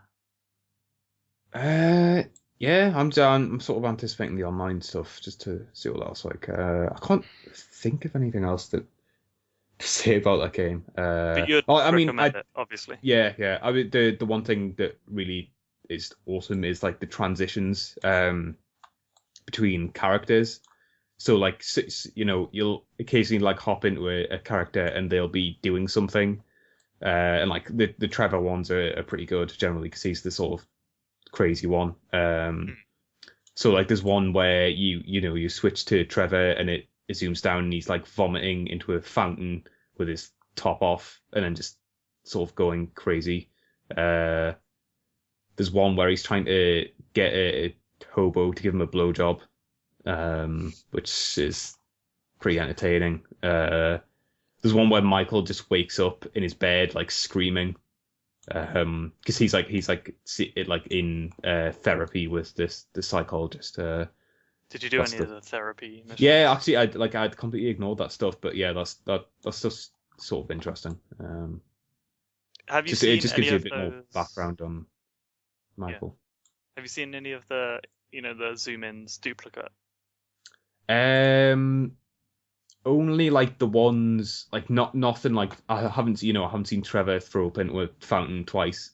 Yeah. Like I've seen ones where like Franklin will just be walking like next to some woman and like giving her the eyes, and like that stuff's like okay. So the ones without like I don't know, voice acting or the ones that like don't locations. last like longer than like 10 seconds or something just seem to like they seem to okay, reveal. so you think it's probably got like a checklist that is going through all of the possible zoom-ins, and then once it's done all the unique ones, it'll just be like, okay, here are the ones we can reuse no matter where we spawn this dude. Yeah, probably. Okay, I don't know why I'm so interested in finding out how that system works, but it just seems like it's something that should break. You know what I mean? It seems like something that at some point you should be like, oh man, that's kind of ruined. Like, 'cause it's a cool immersion feature. And you're just like, because of that, you're just waiting for it to break the immersion. Yeah, You know totally. what I mean? Like, yeah, that stuff totally. I mean, it's Because it's all smoke and mirrors. They're not actually going about their daily yeah, lives. yeah, obviously not. Yeah, It's all completely fabricated. to a point because like if you switch to a character, then immediately switch. Like if you get two characters standing next to each other and like you switch between them, like it's not going to suddenly like that guy's like on the other side of the map, like doing something. No, but, yeah, I was worried that would happen. And you're like, before the game came out, but seeing it, yeah. There's a few times where it's like that guy couldn't have got that far away. Like it'll be like the end of a mission, and like all the characters that split up, and it's like, oh, I'm going to switch back to that guy. And he's like, he's a bit too far, maybe.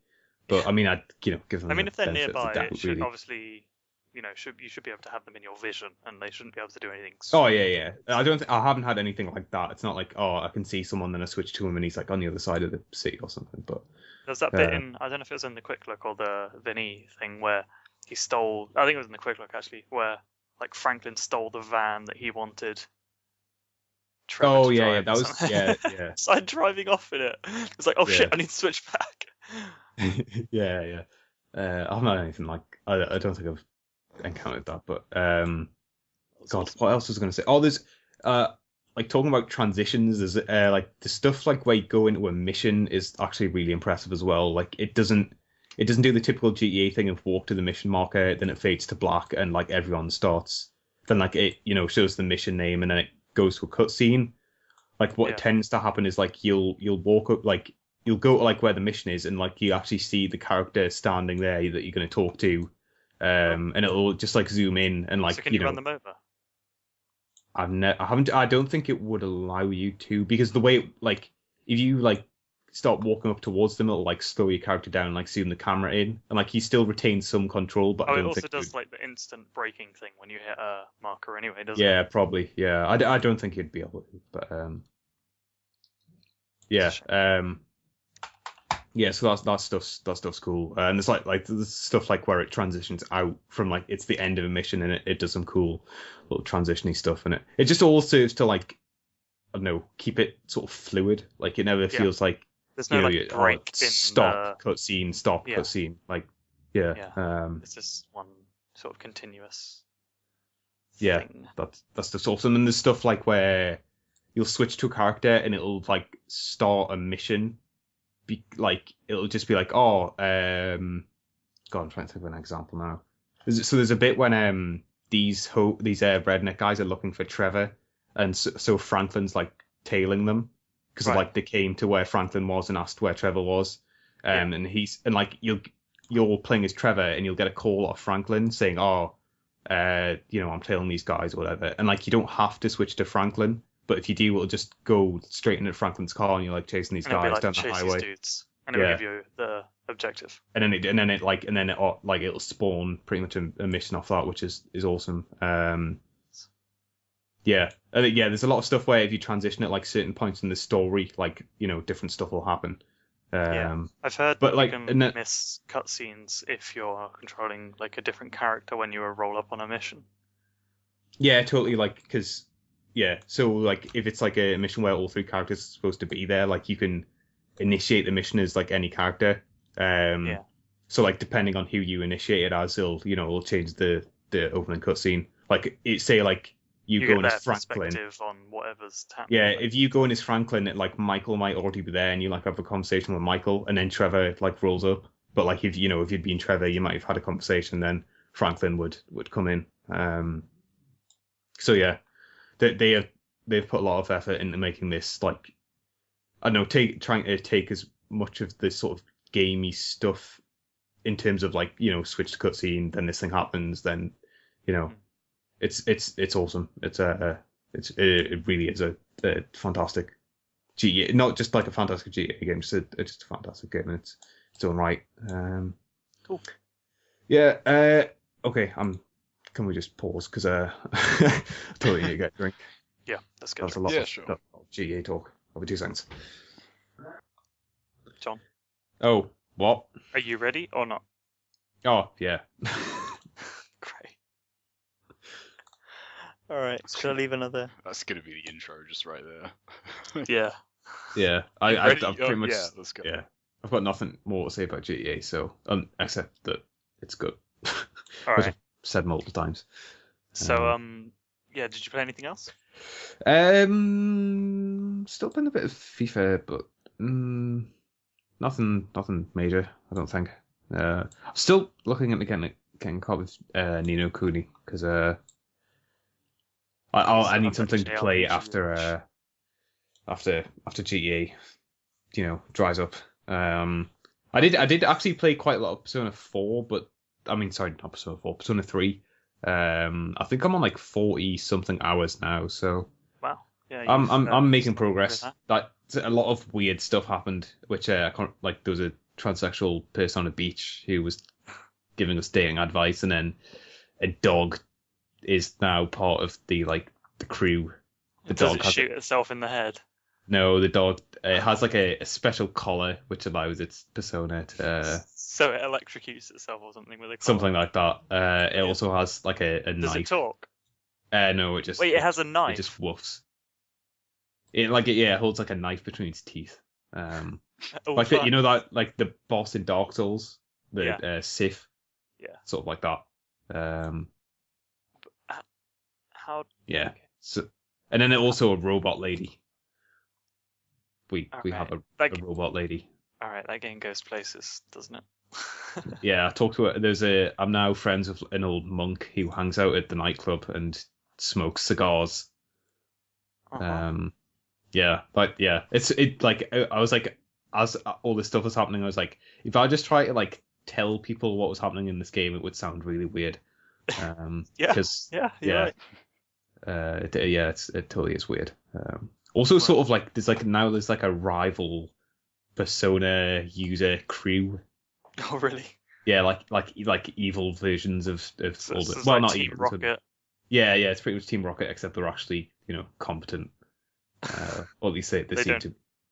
blast off into space. Yeah, they're not.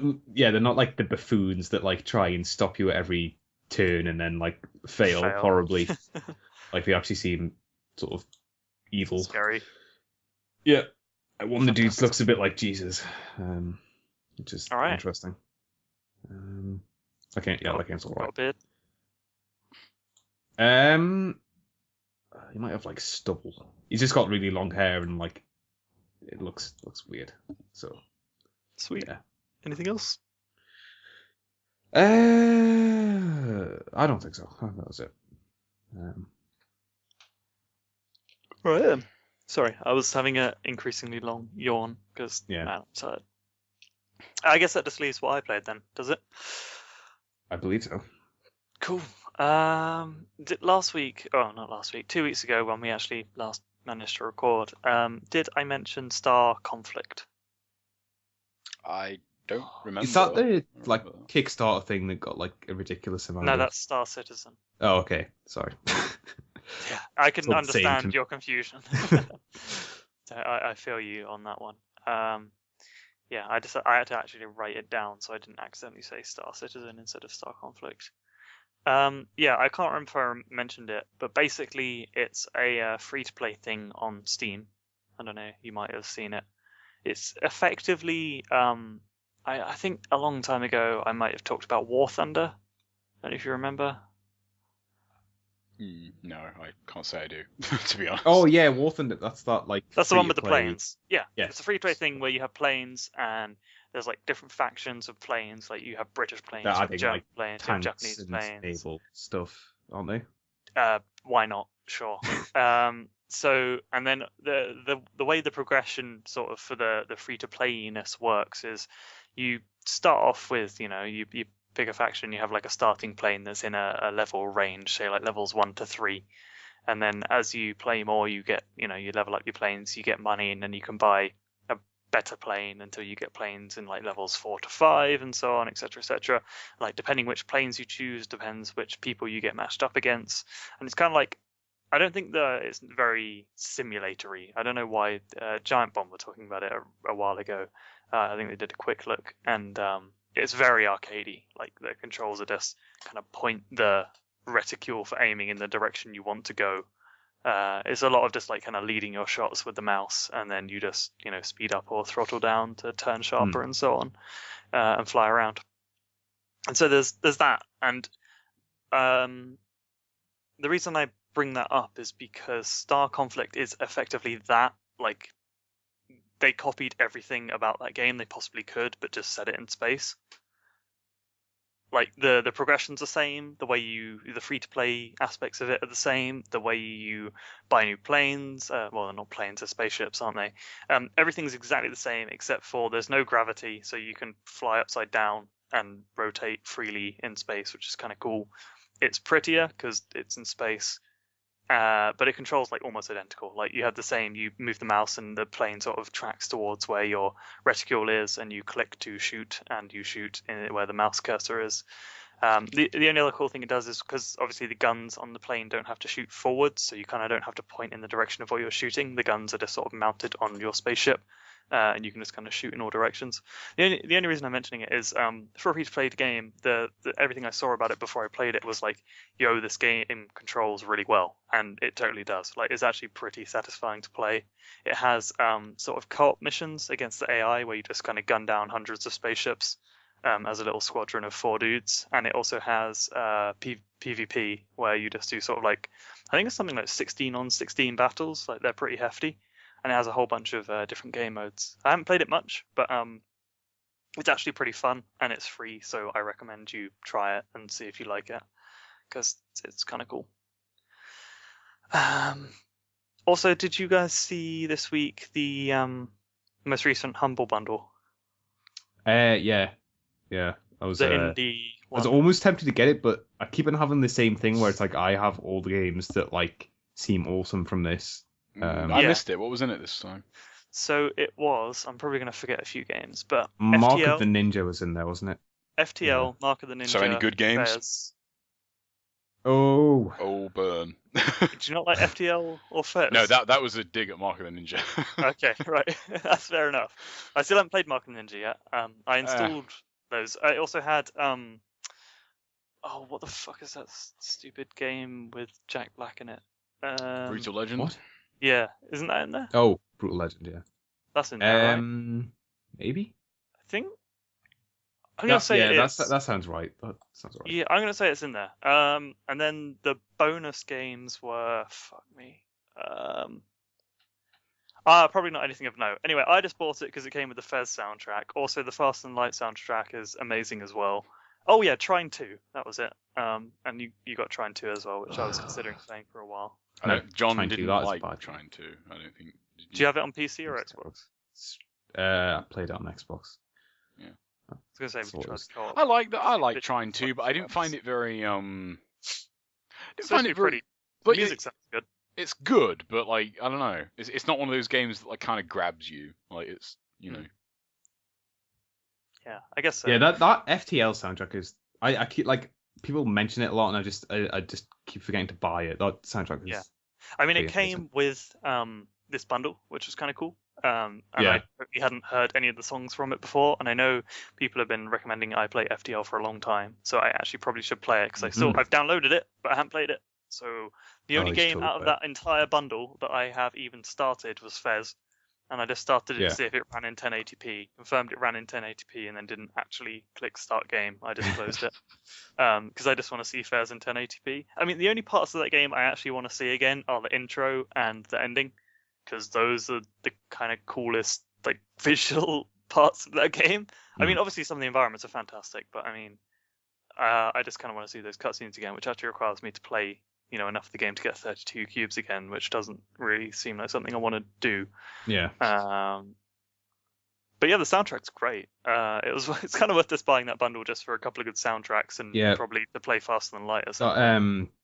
That FTL soundtrack on Bandcamp is like 29 tracks long, and they're all like full length tracks.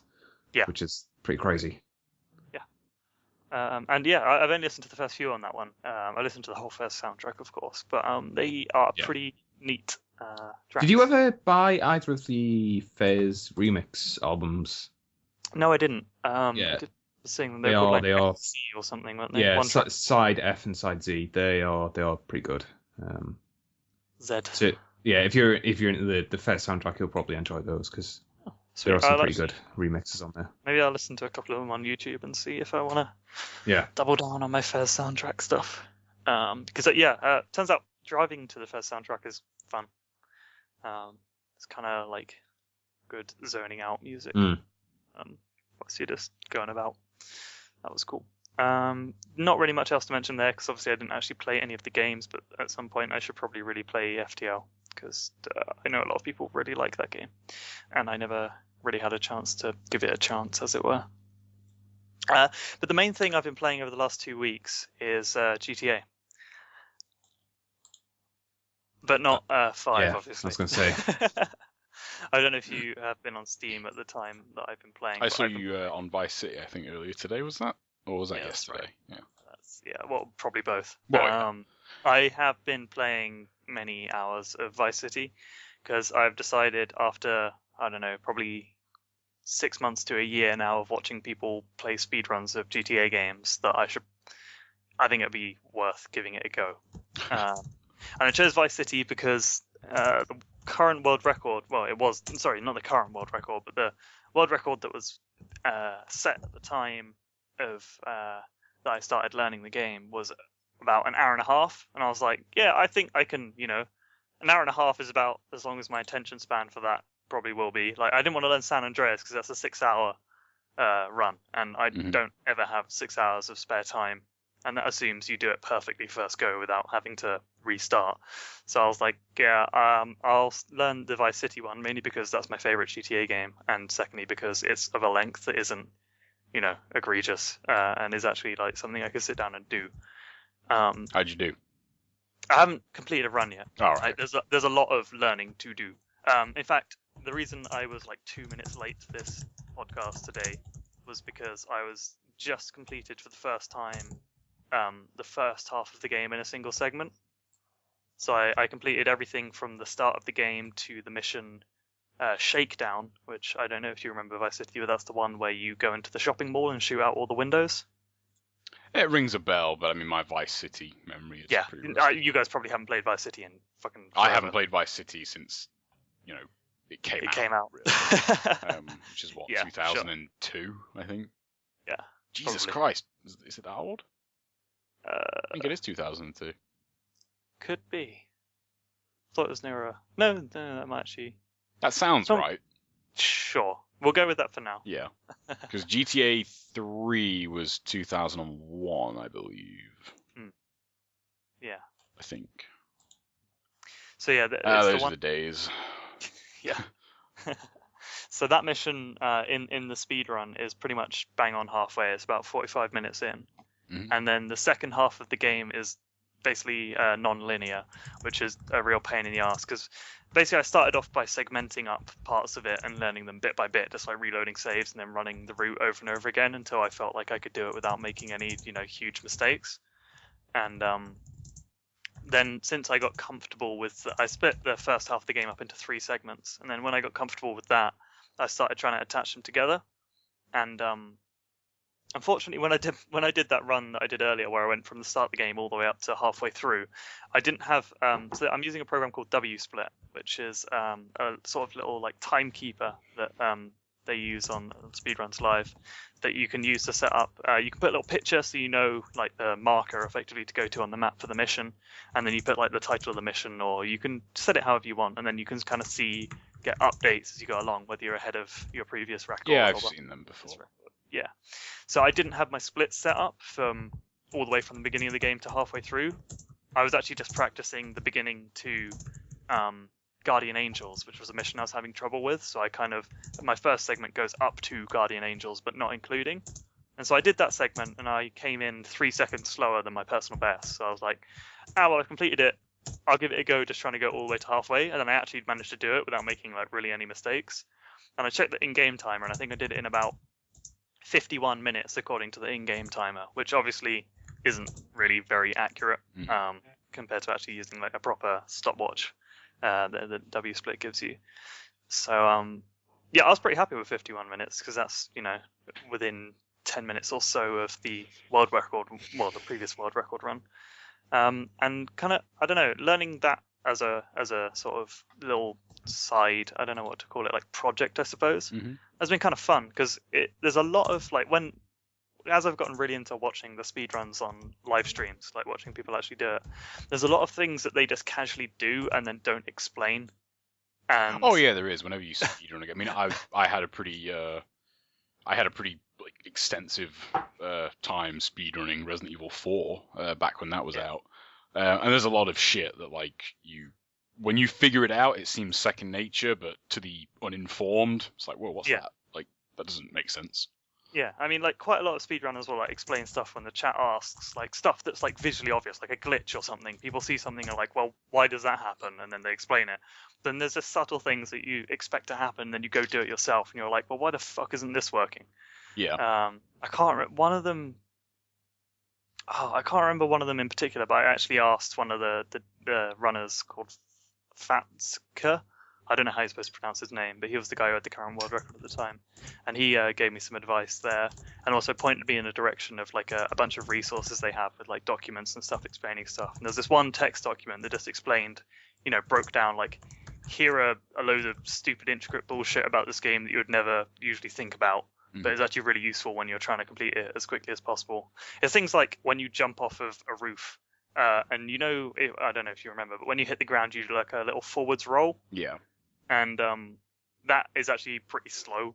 And if you just press jump again, he just gets up and just stumbles instead of doing the forward roll, and you can just kind of move on a bit quicker. I liked how in like 3 in Vice City, you could jump off like a really fucking high building and just take like 5 damage. Do you really do anything? The damage is like arbitrary as well. Like the distance you fall has nothing to do with how much damage you take. Because if you remember in Vice City, the speed you're going. In Vice City, if you're on a motorbike and do a wheelie like as you go up a hill, like that can kill you. Like that can like destroy your health, and yet jumping off like a skyscraper doesn't. That ended one of my runs earlier. I was doing like a half an hour segment of the game between Guardian Angels and Shakedown, and like I was right near the end, and I just got on the bike to go to like one of the Diaz missions.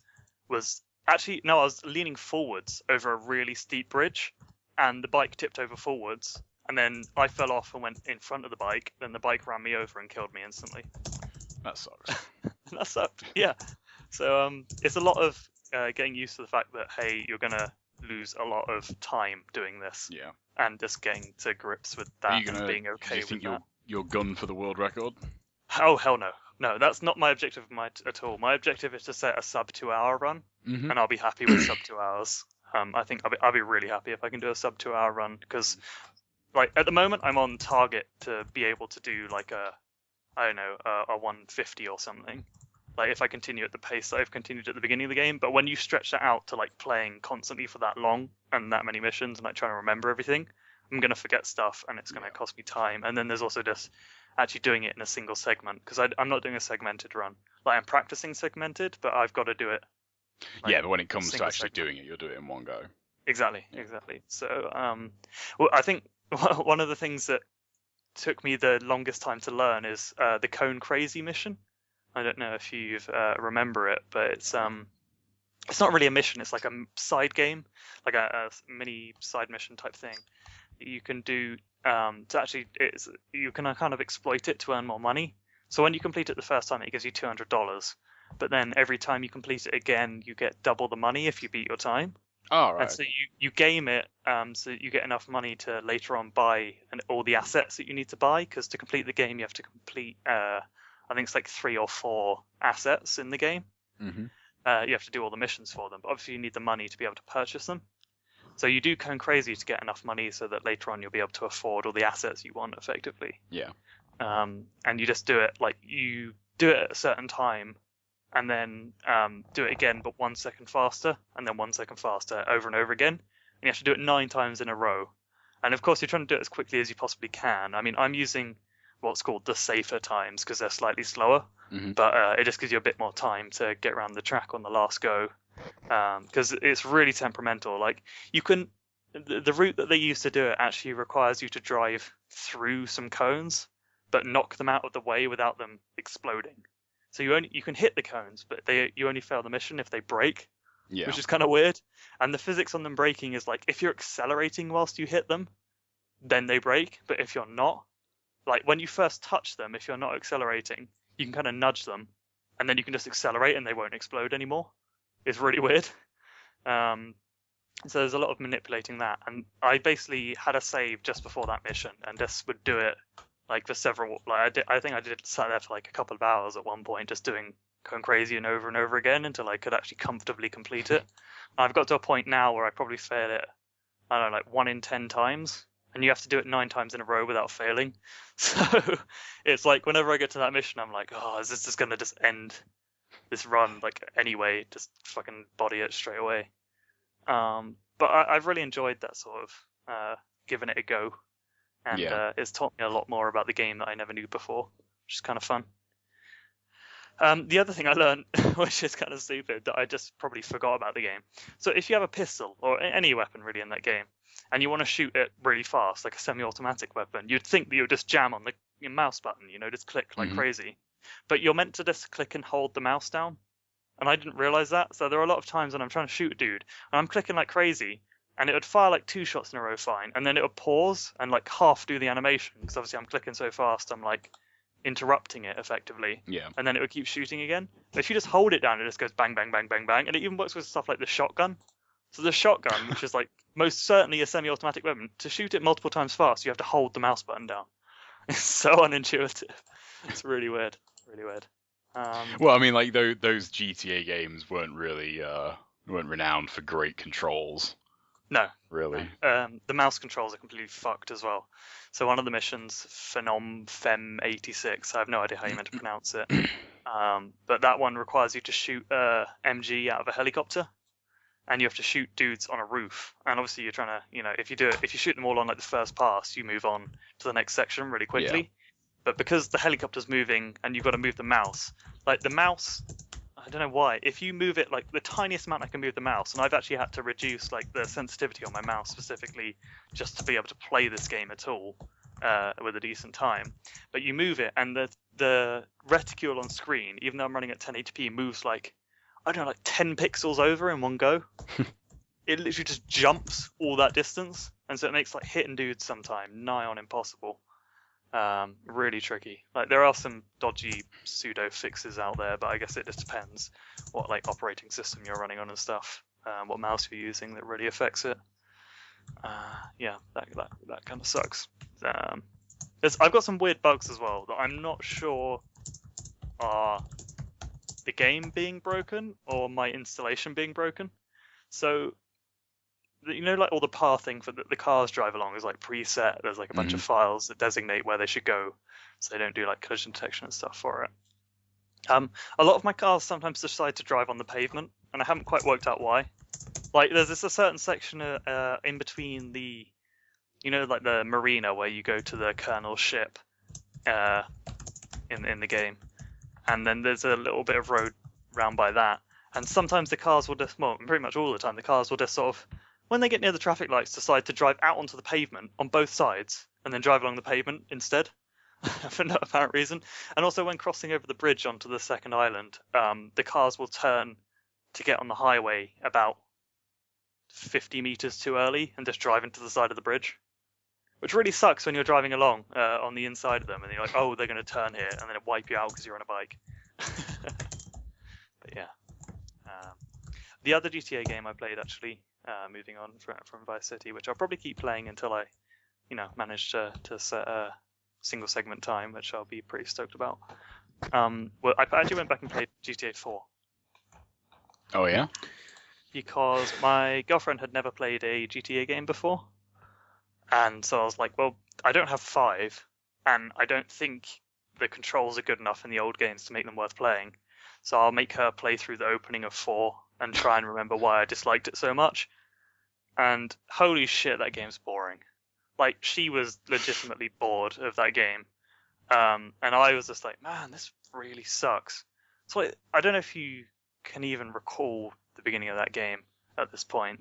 But You get off. so fucking slow. Oh my god. Yeah. And also, she was like, she's played Sleeping Dogs, and she loves Sleeping Dogs. Like, she finds this, like, she was just like, can I play Sleeping Dogs now, literally, whilst we were playing GTA 4. But yeah, she thinks the car controls are terrible, which admittedly they are pretty bad. Like, cause she basically was, every corner she was just trying to do handbrake turns from Sleeping Dogs, and so she bombing it into a corner, just do a handbrake turn and slide like completely off the road. And yeah, just in general, they just feel sluggish. The frame rate's bad. The beginning missions are completely boring. The characters have no personality other than just being pretty shitty. You go on a mission, you go bowling with someone at a certain point at the beginning of the game. It's all just completely menial and dull, and you just drive around a lot, and it's not really very fun to play at all. So yeah, I think I remembered why I disliked GTA 4. Yeah. I couldn't bear actually playing it much longer than the hour and a half or so that we played. I actually decided to turn it off. It sucked pretty bad. So yeah, that's. So your opinion on GTA 4 has not bettered. No, I think it's gotten worse since I actually had some vague form of respect for it beforehand. I admitted I it haven't wasn't played for it me. enough to hate it, but yeah, the boringness of the opening is like, it's God, it's bad. It's like, yeah, okay, can I so bad. It's one of those games where it's like, can I actually play the game now, please? Like, Yeah.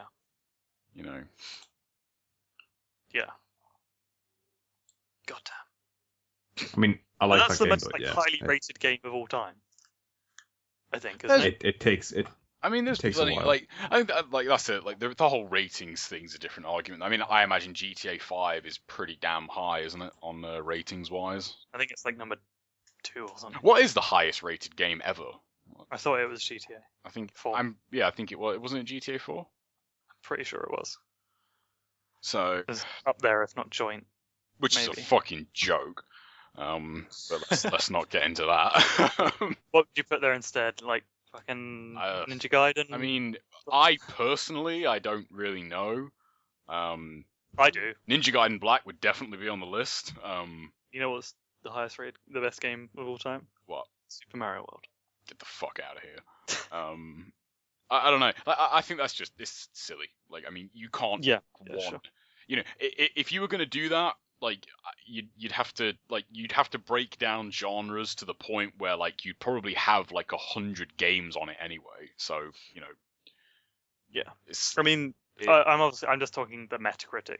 oh yeah. Which doesn't mean jack shit. So. Well, unfortunately, it does. But well, shouldn't. Yeah, it shouldn't. Fuck all. But That is not, unfortunate. Obviously, if your Metacritic is 20, there's probably a problem with your game, but...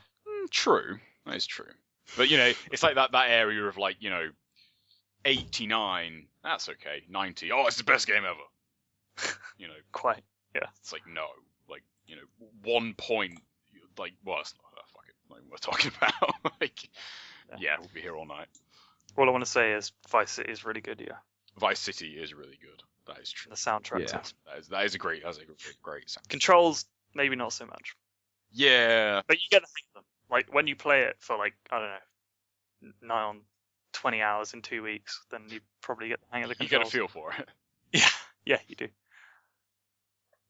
All right, that does me for everything I played this week, I think. And that brings us to news? Yes, it does.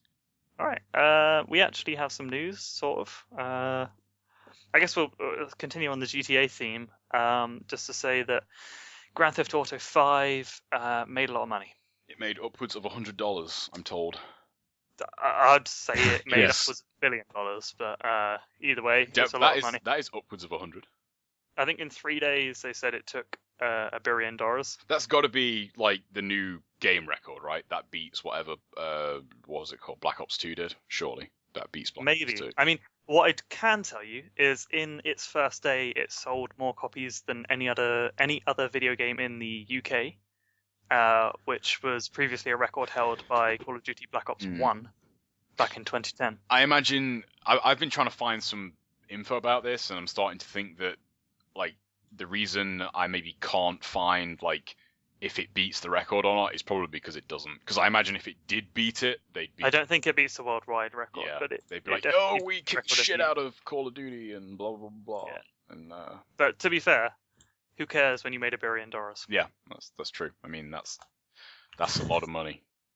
It is legitimately. That is Do you want to talk a bit about the GameSpot review controversy stuff? I haven't read it. I wouldn't even call it. Well, I call it. I don't know if controversy is the right word, but what is it? Did it give it an 8.9 instead of a 9? Well, Caroline Petit gave it a 9, and I guess there was sort of there's a few issues, I guess, that flared up. I guess. I mean, so one that was means score. That was it a 9? Sorry, a 9.0. Yeah. 9.0. If I remember correctly, Ninja Gaiden got 9.6, so therefore it's a better game. So yeah, and Black. And Black got 9.4, I believe. Which is fucking insane. There is no, I mean, don't get me wrong. NGO4 is a great game, but there is no fucking way it's better than Black. Anyway. Yeah. I digress. So obviously those the people who are like, oh, deserves a 10, or at least obviously just typical internet comments. Yeah, but so one of the the way the GameSpot review system works is it has a little header thing, which is pros and cons just done in bullet points, and the one con I think of the game was that it is politically muddled and profoundly misogynistic. That's a popular word.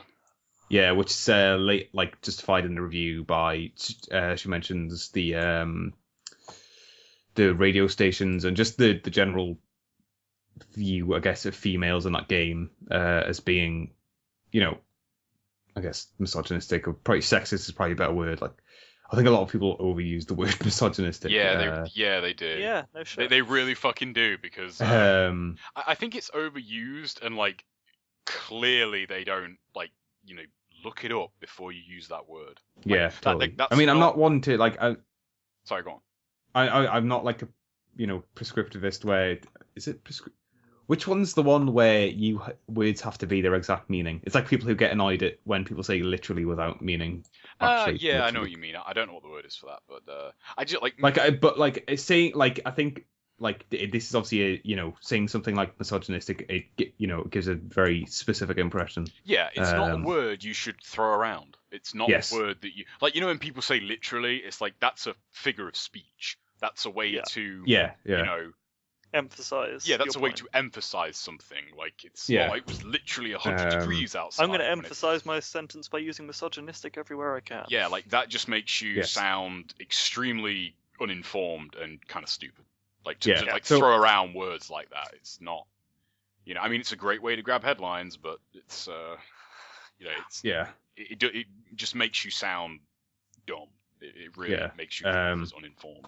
So like that whole thing just caused all sorts of shitstorms. Like people in a review just bringing up the fact that Carolyn's transgender and being like, oh well, she just hates anything that's not like very strongly feminist, I guess.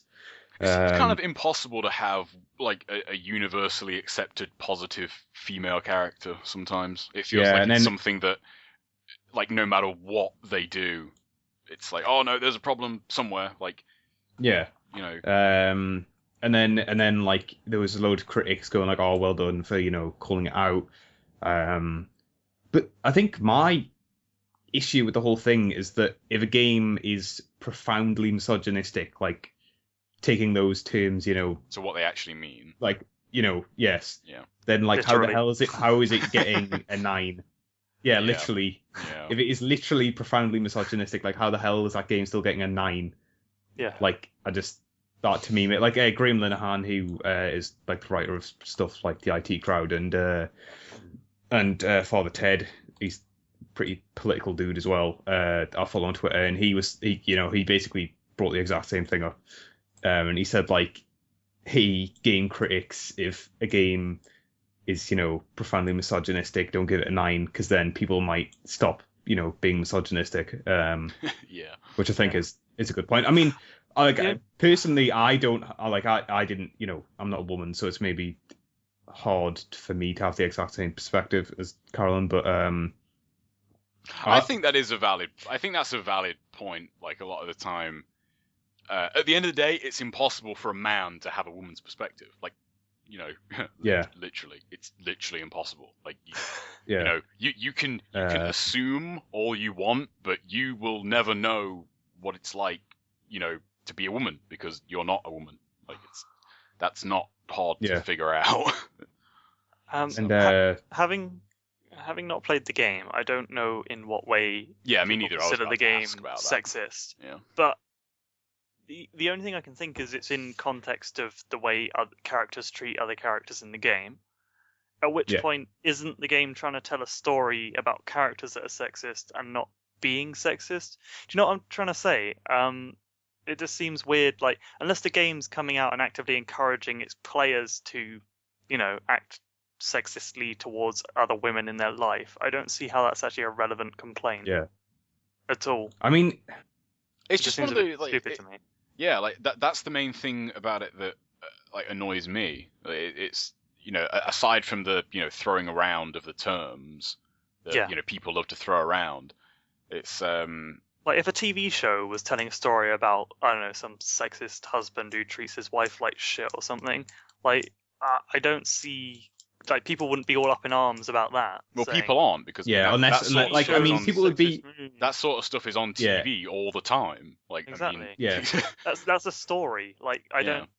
I think it's just that games are, games are still the newer medium, and it's still... it's the way it's portrayed. No, like if the guy who's like a horrible female, like abuser, but he's portrayed as being like this, this glamorous heroic character, then you could probably say that's probably sexist. But like, I mean that is about scummy criminals, really. So that's all the characters are aspiring to be the dude in GTA. Like, yeah, exactly, and none of those characters, I don't think, are really what's being brought up. I mean, it's mostly in the radio stations, which to me isn't really like that stuff. I mean, like I have my opinion on like the quality of that satire, but I don't think that it's still comedy in a way, and it's not like the game is like amazingly like positive towards men. It's not like, oh, men are the greatest thing ever, women are just useless. It's like get back in the kitchen jokes. It's like it's playing the stereotypes of both those genders in like the way they are in like. I mean, that's kind of what GTA like kind of in some. I mean, I can't speak to 4, but especially 3 and Vice City, like that's always been its thing. Like, it's what it does. Like it, like I mean, I don't mean this as derogatory, but like the people that like take that seriously, it's like you're missing the point, kind of. Like the whole point of this is that it is, you know, the exaggeration and the satire on what this is perceived as being. You know, you taking it seriously is ironic in a way, but you know, not what the intention is. You know, you're not supposed to look at this. Yeah, totally. And like, it's you know, it's the typical sort of like how commercials portray men and women. Really, it's just playing on that. Like, yeah, there's actually a really good Mitchell and Webb sketch just called "Sort Yourself Out, Women." And I'll link it to. I like, if you know, if you're listening to this, to go and search that out on YouTube or something, because I know it's there, because I just watched it like the other day, where it's basically like just an expansion of that sketch into, like, you know, into the stuff on the radio in that game. Like, it's like men are like can't do anything wrong. They're like these all powerful, like, you know, it like glorifies what men do. And when it comes to adverts for women, it's always like, oh, women have all these health problems, like it's like menopause, whatever, like all that sort of stuff. And it's like, I think it's basically just playing up that. It's never like, I don't know, I didn't ever feel like they were actually, you know, being serious about the stuff they were saying on the radio about women or about men or about Republicans or liberals. You know, it's not like women are the only target of the satire in that game either. It's like it goes everywhere, you know. I mean, personally, I don't think it's that great, but I also don't think it's something that's, you know, trying to be offensive or has this, you know, screwed up perspective. It's just, you know, it's taking pot shots at everyone, really. And like, I don't know. I'm disappointed in Carolyn, because if she believed that, then go all the way. Don't, like, she's holding back by, you know, don't do that and give the game a 9. Like, if a game was like a profoundly racist towards black people and a black person reviewed it, like, is profoundly misogynistic, like her exact words. Is that? Yes, quickly look. That's literally, yeah. Like, you don't give a game, again, taking it literally. You don't give, Jesus fucking Christ, the first thing on GameSpot is, could GTA 5 train you to kill? Oh no, it's not like it's. I don't give a fuck. I know it probably isn't, but But could it? That's like the GameSpot's like Mythbusters feature thing, which I don't know, like the way that sort of stuff is put across is, I've always had a problem with that. It's like, it's funny to the people that visit the site every day, but, you know, not to everybody else. Anyway, if that is an exact quote, then you don't give the game a 9. As you said about, you know, if a game was profoundly racist, you wouldn't give it a 9 out of 10.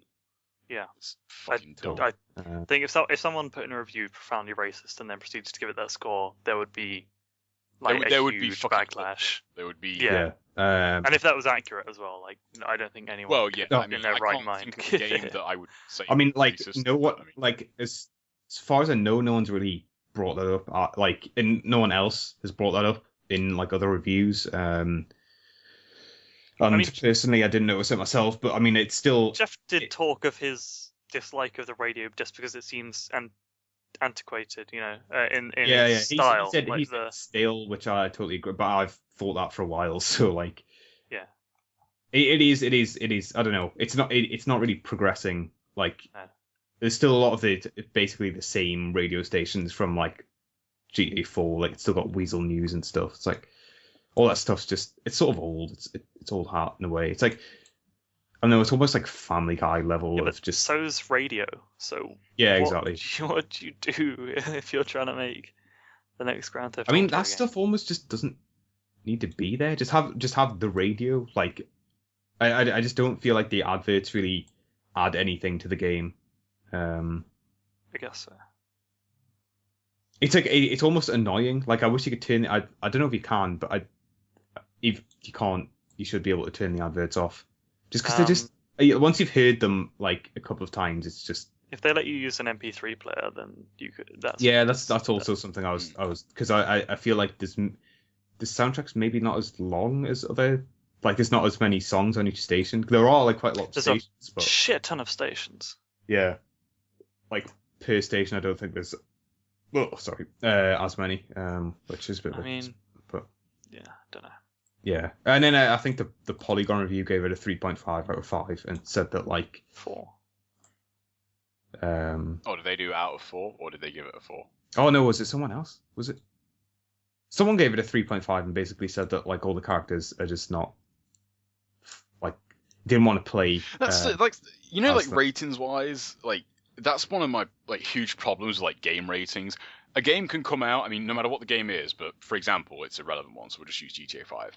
And like the world, or like the world bar one person can say it's like the greatest thing ever, and then the search is always, oh, who gave it the shittest review? Yeah, like, that's like Cool.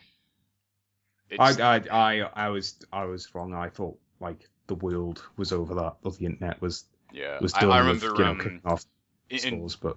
Speaking of like outdated video game stuff, I was on my way to work last week. I think it was the day after it came out, and I was with a friend of mine on the bus, and she had the like local newspaper, and like the top story in it was like a really like just horrendously covered story of like how Asda like opened at midnight, especially for GTA 5.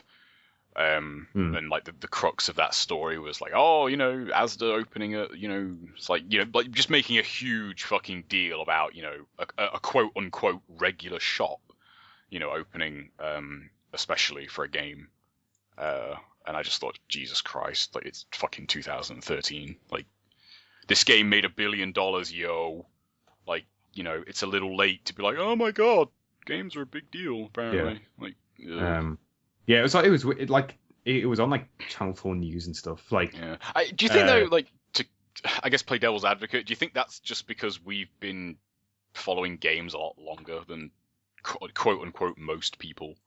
I guess. Yeah, maybe. Yeah, like when Jack Thompson had his like GTA fucking Vendetta all those years ago. Like, yeah, there's probably a lot of people that don't even like know who that is. Like, you could say, yeah, do you know who Jack Thompson is? And they probably wouldn't even know. Oh yeah, definitely not. Yeah.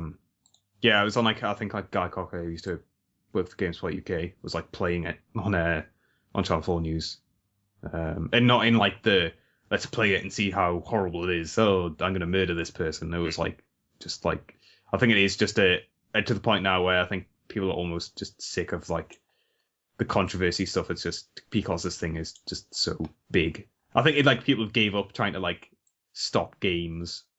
It's just like, this thing is making like $1 billion. Yeah, I don't think us complaining about it is going to.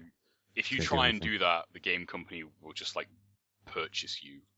Like, purchase you as a person, and then nothing you can do about it. It's like every now and then, like you hear, I'm sure there'll be something about the new Call of Duty when that comes out. And I just think, it's Call of Duty. They have more money than God. Like, good luck going after them. Like, just it's why it always comes off as like just pathetic headline grabs. It's like, it's not serious at all. It's just, this will sell like the next 5 days of fucking papers or some shit. Yeah, I was a bit disappointed in Cracked, the website that does those funny lists. They sort of try to capitalize on the whole sexism thing. This was the thing that was on the Giant Bomb forums. Yeah, the 6 like things. Yeah, that list was. I never click on those kind of posts, like the articles, but there was something in there about like, I don't know if it was a quote, but it was about Ellie in The Last of Us. Yes, I know the exact quote you're on about as well. And if that actually is an exact quote, then it is. Yeah. Oh my God. Yeah. That's why I don't really go on the forums that much anymore. Because like reading stuff like that, like honestly, just fucking depresses me. Yeah, and Cracked, like I don't know, Cracked are usually like awesome. I mean, I've never actually heard of the site. I clicked through onto that article because I do like the most of the content Cracked puts out. There is shit that they put out where I'm like, well, shit. Yeah. I don't really know what the site is, but it's it just seems like you can never win. It's like, apparently, I mean, just for the sake of argument, if Ellie is a shit female character, then like, you can't win. Like, Yeah, I mentioned this in the thread, but like, it really annoys me how like a a badly written female character is sexist, but a badly written male character is just badly written. Like, yeah, that's true. That's a very that's good point. That is like everyone just like anything like that's. And what is quote unquote a badly written female? Yeah, exactly. Like Ellie personally for me. Yeah, Is, I mean, just fantastic character. Yeah, I would agree. I'm just trying to think of like not necessarily the exact opposite, but a completely different female character. Bayonetta. And like if that was a Bayonetta a badly written character, like like what, like that is such a. I mean, not necessarily subjective. I mean, there are definitely characters that are universally like just poorly conceived or something, but it's largely a subjective thing whether a character is kind of well realized to one person or the other. I would say it's pretty hard to make a case that Ellie is a poorly written character. Yeah. Or I mean, for people who didn't read the list, which I don't blame you if you haven't, because it's sort of terrible. Like the criticism of Ellie was that like she breaks down in tears after like that was the exact quote I was referring to. Particularly hard hitting scene, which like I wouldn't be surprised if like any character in that situation didn't break down in tears afterwards, but it was like saying that she breaks down in tears as soon as Joel comes along because she needs a man in her life or so. It was something along those lines. That has its own. Came off as ridiculous. For me, like that has its own kind of sick connotations in itself, purely because she's a little girl and Joel is like fucking 50 or whatever. Like that sort of stuff is wrong on its own level. But that sort of stuff, like part of me, I honestly want to believe it's just trolling because I don't want to actually believe that someone can be that fucking stupid. Yeah. I really don't. Like if. And then the other stuff that brought up is like stuff that's been trodden over like a million times, like especially recently with everyone up in arms about sexism and stuff. Look, I mean, like that stuff is like legitimate stuff that needs to be talked about, I guess, but it wasn't bringing anything new to the debate. It was just like, everyone's talking about sexism, so let's make like a clickbait article essentially, which I try to stay away from saying this article's obviously clickbait because I think people use that too often, but I honestly think that's what this was because it just it can't have came from a place of actually believing this stuff. And then they also criticized the new sort of Lara character from Tomb Raider. Oh yeah, what did they say about that? I can't remember, but it was dumb. Basically. I did imagine it was. Yeah, I thought that was one of the most surprising things about Tomb Raider. I thought her character arc was handled really, really well. Yeah, I think So I don't know, Brad, have you played that yet? You played Tomb Raider? No. Do you plan on playing Tomb Raider? No. Oh, okay. Well, there's one moment in that game. I don't know if you remember it, John. We have to go back into the ship to get the tools off a certain person. Yes. That? Yeah, I like really like that moment. Like after if you find like a certain kind of diary entry in that bit. Totally. Yeah, like that was really cool, and that was one of the things that I was hugely skeptical about going into that game. It was like gritty Lara, like starting out as this kind of really naive adventurer, and then becoming what she is. Like I was like, that sounds kind of corny, but they fucking nailed it. They really pulled it off well. And then and apparently that shit, it's like I mean I don't know if anything was brought up, but it's shitty because she's wearing a vest or something, and like you can. Also written by a woman. Yeah. So I mean, that's is this woman being sexist against other women, or like I hate to use the term "we," but like, can we win? Like a female character that is largely well received, written by a woman, is still apparently sexist. Like, where do you go from there? Like, I don't even know. Just like it just seems so hopeless sometimes when that sort of stuff is jumped on. By, I would say 100% of the time, people that just have no idea what they're talking about. Yeah. And unfortunately, they get all the publicity, not the people that actually write the characters. Like, their side of it is very rarely put forward. Yeah, and also, like, people, like, being all like, it's video games' fault. Like, sexist portrayals of women are still a thing that happens. Sexist portrayals of men. And let's be serious as well. They are way worse in other mediums. I mean, yeah, totally. It's not just games. I mean, games, they do have their quirks, I guess, when it comes to like how women are. and they definitely have their problems. But it's not like films in some, you know, are like any better in a lot of ways. In some ways, I'd say a lot fucking worse. But that's just me. Totally.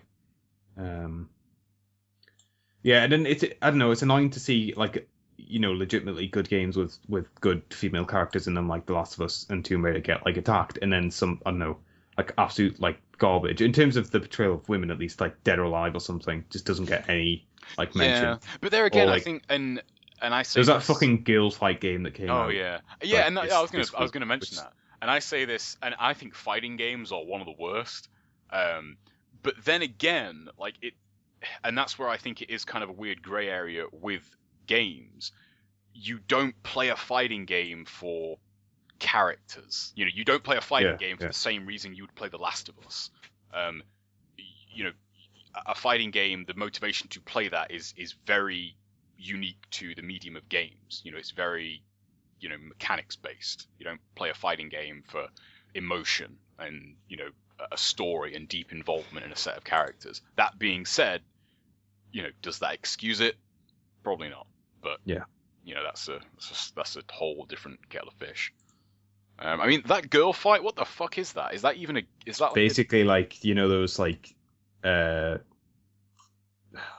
games like where it would be like a Is it I mean, is it like an XBLA game? Is it free to play? Yeah, it's XBLA. Oh no, PSN actually, I think.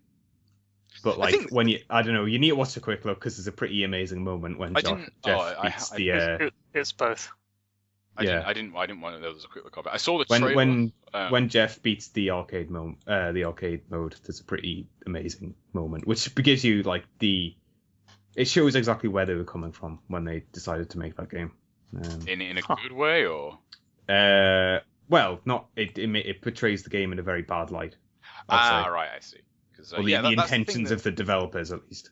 Yeah, that's the thing that kind of struck me about the trailer. Is like Dead or Alive's an interesting one because Dead or Alive is bad, but it's very self-aware. I mean, they know that's going to rub people the wrong way, and it's not done from a malicious point. Whereas, like when I saw that trailer for, is it Girl Fight? Is that what it's called? Yeah. It seemed like, you know, it wasn't trying to be funny, or it wasn't trying to be like, you know, it was played like totally straight. You know. I remember for Dead or Alive. That just comes across as like really weird. I can't remember where I saw the article. It might even have been in Edge, which is a pretty reputable gaming publication. But they had an article about the boob sizes of all the characters. What, just a... Yeah, like it was like a 4-page article. What, like their bra sizes or what? I don't know. No, like the design of. Oh right. Yeah, okay. Yeah, literally like character design. Like breaking it down with the developers. Okay, I don't know if I don't know how old that would be, but I know when Itagaki was still the head of DOA, he actually did comment on that directly, like, you know, why the females are the way they are, and I can't remember what he said exactly, but because I know like translation's always a thing with anything he says because he doesn't. Because Japan.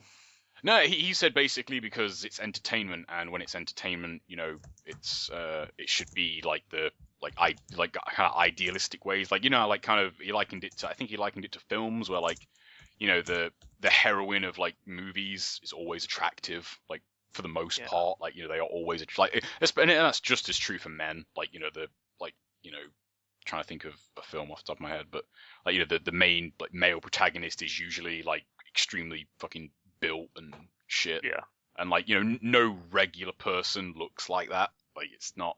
You know, like, and that was kind of his point for DOA. It's like, yeah, it's entertainment, and that's how entertainment is. Yeah, and obviously, which is true.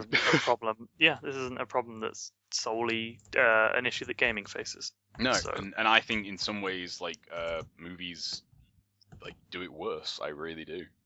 It's, I mean, like, have you guys seen Transformers 3? No. It was on one of the podcasts, Bombcast, sorry, and Patrick mentioned it. Like the introduction of like basically the new Megan Fox in that film. Oh yeah. Like that is like just way worse than like pretty much anything. Maybe bar Girl Fight, I guess. But you know, like it's way fucking worse because like that's not played with any sort of humor. Like that's played with like, oh, look how expected this is. It's like, yeah, that doesn't make it okay. You know, if we expect you to be, you know, like really fucking, I don't know what the word would be for what that is, but like just because it's expected doesn't excuse it. Yeah, it doesn't make it okay. Anyway, should we move on to other I was going news? to say, I want to try and avoid talking about that sexism article, but it's one of those things, like, it's a fun topic to discuss. Well, fun's maybe not the right word, but it's an interesting topic to discuss, but it's one of those that you can't really discuss that in a forum manner, because it's just nothing but constant back and forth, you know? Yeah. I think this, you think this, you're wrong, I'm right, like, kind of thing. Yeah. I don't know. I am happy to be as impartial as possible in that situation. Yeah, me too. I mean, I know it's like it's not always taken as seriously to like bring up like the way men are portrayed, like in games. Yeah. I think someone actually did try and make the point in the forum, and as usual, like the one logical post is always the one post that nobody ever pays any attention to. Like the dumbest posts in the thread will be quoted 500 times. Like the one good point will just be ignored completely. It was one of those posts, basically. So yeah, no surprise. Anyway, well, in more somber news. On a lighter note. Yeah, Nintendo's Hiroshi Yamauchi has passed away at the age of 85. Yes. Which is definitely sad. Was he the original? Well, no, because Nintendo's been around for like 100+ years, but like. Was he there when they like first got into games, or? Yes, yeah, oh, okay. He was there when the company was originally working on toys, and then pushed the company towards working on digital entertainment. Huh. And then he wasn't the guy that was on. Oh no, what console was it that in Japan the box had a picture of the president on it? Oh, I don't know. I want to find out. That it's such a weird, because it's not like smiling or anything. It's just a weird, like, it looks like someone just took a photo and just stuck it to the box. It's really weird. I'll have to find out. It could very well have been him. I mean, he was there all the way up to 2002. Yeah. And stayed on the board of directors until 2005. But sad news. And he, incidentally, just a bit of information about him. He was the 12th richest man in Japan, and Nintendo's second largest shareholder at the time. Sad news. Indeed. What else do we have? So, Valve have come out and made an announcement that they're making an announcement. 3 announcements, actually, just to prove that they can, in fact, count to the number 3. They've said big things are coming in 2014, and that on Monday, which coincidentally is tomorrow, so the announcement will probably have happened by the time this podcast goes up, they are making 3 announcements about the future of, I don't know whether it's necessarily related to their hardware stuff or just in general. What do they say? The Valve universe is expanding, I think was their wording. So God knows what that could be. I sincerely hope all of them have nothing to do with Half-Life 3, because I couldn't care less. And they also posted a bunch of, how they're very into their ARG stuff. They posted 3 particularly peculiar images that probably mean more than they're letting on. But I'm sure there's probably some crazy people right now obsessing over whatever information was in those pictures. People are guessing it's like going to be Steambox information. I think Gabe Newell's been out there talking more Linux as well. So, yeah, not really sure what that could be at this point. Any guesses? Not really. I mean, I'm trying to, I was thinking what could it be, but I don't know. Like a game announcement seems way too straightforward. For them to just be like, yo, we're making Portal 3 and Left 4 Dead 3 and Half-Life 3, yay. Like, that just seems... Those are the 3 announcements. Yeah. Bang, bang, bang. Just all the 3s. We're making Left 4 Portal Life or whatever. I don't know. Now, there's a fucking game. But, yeah, I don't know. Like, that... just a straight-up game announcement seems too boring. Yeah. I mean, they've already announced that family sharing stuff, so... Maybe it's like going in that direction of something to do with digital That's content. Like, I don't know. You're laughing at that picture. So weird, isn't it? It just makes no sense. Yeah. So yeah, that console I was talking about was the Dreamcast, by the way. The Japanese box just has a really weird picture of like the president of Sega at the time, I think. It's bizarre. Yeah, I don't know. Maybe. Did you say 3 announcements? 3 announcements. Yeah, so I can see one of them being a game. Sure. And then the other 2 being like, here's like the official Steam box or whatever. Here's more Linux stuff. And yeah, because Gabe Newell box. came out and said like Linux is the future of gaming or something. Yeah. So. Because basically he dicked on Microsoft, to put it simply. Yeah. In Sega-related news, Atlas has been acquired by Sega. Sega. Does Sega have a noise? Sega. They have the Is Sega it actually? thing. Did they just say Sega? that was the Sega. That's the Sega. You ever That's played Sega. Sonic on Mega Drive? No. That's like that Sega noise. I Those think are is 2 still things in that I have not Sega done. games. Played It's really Sonic good. and played Mega Drive. Mega Drive. I think was that's. a great system. I think the Sega noise is still in like binary domain. Oh yeah, I think it is, but like it definitely was made famous. You could say. Yeah. Virtua Tennis is Sega, right? Sure. I think I don't know. It must be. I thought the Virtua games were Sega. Yeah, I don't know. Like that, I think Sega are like the last holdout for. Does EA Sports still does the EA Sports? It's in the game, doesn't it? I don't know. I haven't. I try think not it to does. play. You're the one who EA plays Sports FIFA games. like every week. Yeah, but I have my TV muted and stuff. So I want to say yes, but I also want to say they removed it very recently, or they changed it. It is painfully fucking lame. Like, It's in the game. it's really like it just makes me cry a little bit every time I hear it. It's that lame. You know what though? I sincerely miss, and it made me sad when Hudson closed. Hudson Soft, the guys who made Bomberman. Because when Bomberman used to boot up, it would used to say "Bye Hudson," but in like this really sort of like high pitched like kiddie voice, and it was awesome. I used to love that. yeah. That used to make me happy. Oh, does I think Next Level Games still they make like the Mario football games, Right. which they still have like next. It's said like by like the guy who does the Mario voice as well. I think they still do it. I'm sure Konami used to have like a Konami noise, but I think that's gone now.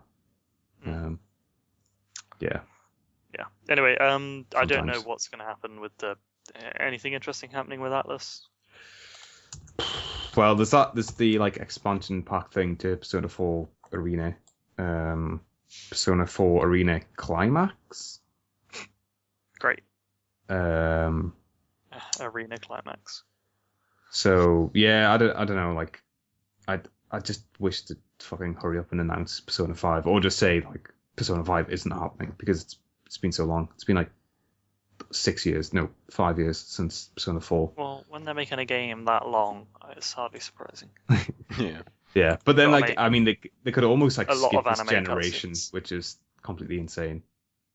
What's the longest there's ever been between like a game and a sequel? Duke Nukem Forever not counting.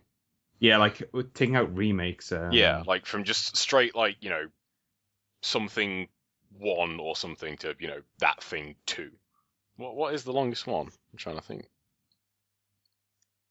I mean, GTA is like 5 years. Yeah, GTA 4 but- to GTA 5. Oh, I mean, God, yeah, I mean, would you count like the expansion Gran Turismo. packs? Yeah, Gran Turismo was a fucking long time. Yeah, that was. 4 to 5 was what? That was like 6 A long years. time. 6 years, 7 years. Yeah. Resident Evil 3 to 4. Now that I think about it, that was 6, 7 years, I think. Resident Evil 3, I think, was 99. Resident Evil 4 was 2004, so 5 years. Rome Total War to Rome Total War. Yeah, that's actually that's pretty long. StarCraft 1 Arguably- to StarCraft 2. Yeah. Actually, yeah, StarCraft 1 to StarCraft 2 is Yeah. probably one of the longest. That's actually. got to be one of the longest. Sequel. I mean, Well, depending that on- was depending like on when- 13 years, I think. So Yeah. Depending on when Half-Life 3 comes out. Like between Half-Life 2 and That's Half-Life going to be like 9 years or something, 10 years? Yeah. If it comes out soon. Which it won't, because it's never coming out. Yeah. I work for Valve. So, next up on the news is something we may or may not have talked about before. But they're totally releasing a Vita in a box that attaches to your TV, which also streams your PS4 to your TV if it's in a different room. And your Vita games as well. But that's only coming out. And your Vita games if you already have a Vita, but it also plays Vita games off a memory stick if you don't want a Vita. Yeah. Which, why would you want a Vita? So it's a win-win situation either way. It's like a $100 Vita that plugs into a TV. Or you could pay, it's like a win-win. Or you could pay $250 for a Vita that doesn't plug into your TV. It's like what? Yeah, I mean, I don't know how much they would cost if they if it was say like £100, I would definitely buy one of them just because that would be £100 Vita, really, that I could play on my TV. Because that's £100 you could have burned instead. Exactly.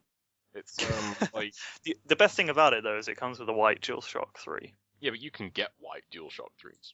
Shut up. No, it looks cool though. You can, yeah. Apparently DualShock 4s will work with it if you care about that. Which I can see being useful if you want to do back touch, because holy shit, how would that work? But I don't know. How do you play Vita games which require touch? Fuck knows. I mean, I don't know if that is like essential for any game. I imagine like it's kind of like the 6-axis, like they have to probably put it in there somewhere. But I'm pretty sure there are some games that like use it as a button. Yeah, and then I know like 6-axis got to a certain point where they were just like, yeah, fuck this, we're not going to use it. Which is good because it's fucking terrible. It's like the worst idea ever. Yeah. Anyway, the Vita box thing seems cool, and it's pretty well priced. Like, it's actually originally only announced for Japan. And then Sony have recently come out and said the response for it in the West was way greater than they had anticipated. Yeah, they released it in Japan because they thought no one in the West would actually give a shit. I was surprised. They were like, well, Vita's dead, we better give up on that. I was surprised about the article when it went up. I was expecting to see like just a torrent of fuck this, and it was like almost the opposite. It was like quite a lot of people were like, yeah, I would really like cheap Vita. All right, I'm down. And like it streaming also the PS4 games as well. Yeah. Like, I mean, I personally wouldn't be that interested in one apart from being able to play Vita games without spending like £250 on a Vita. But like the PS4 streaming stuff, like I don't live with people, so that doesn't really, the TV's being used. I need to play it on a different TV or something.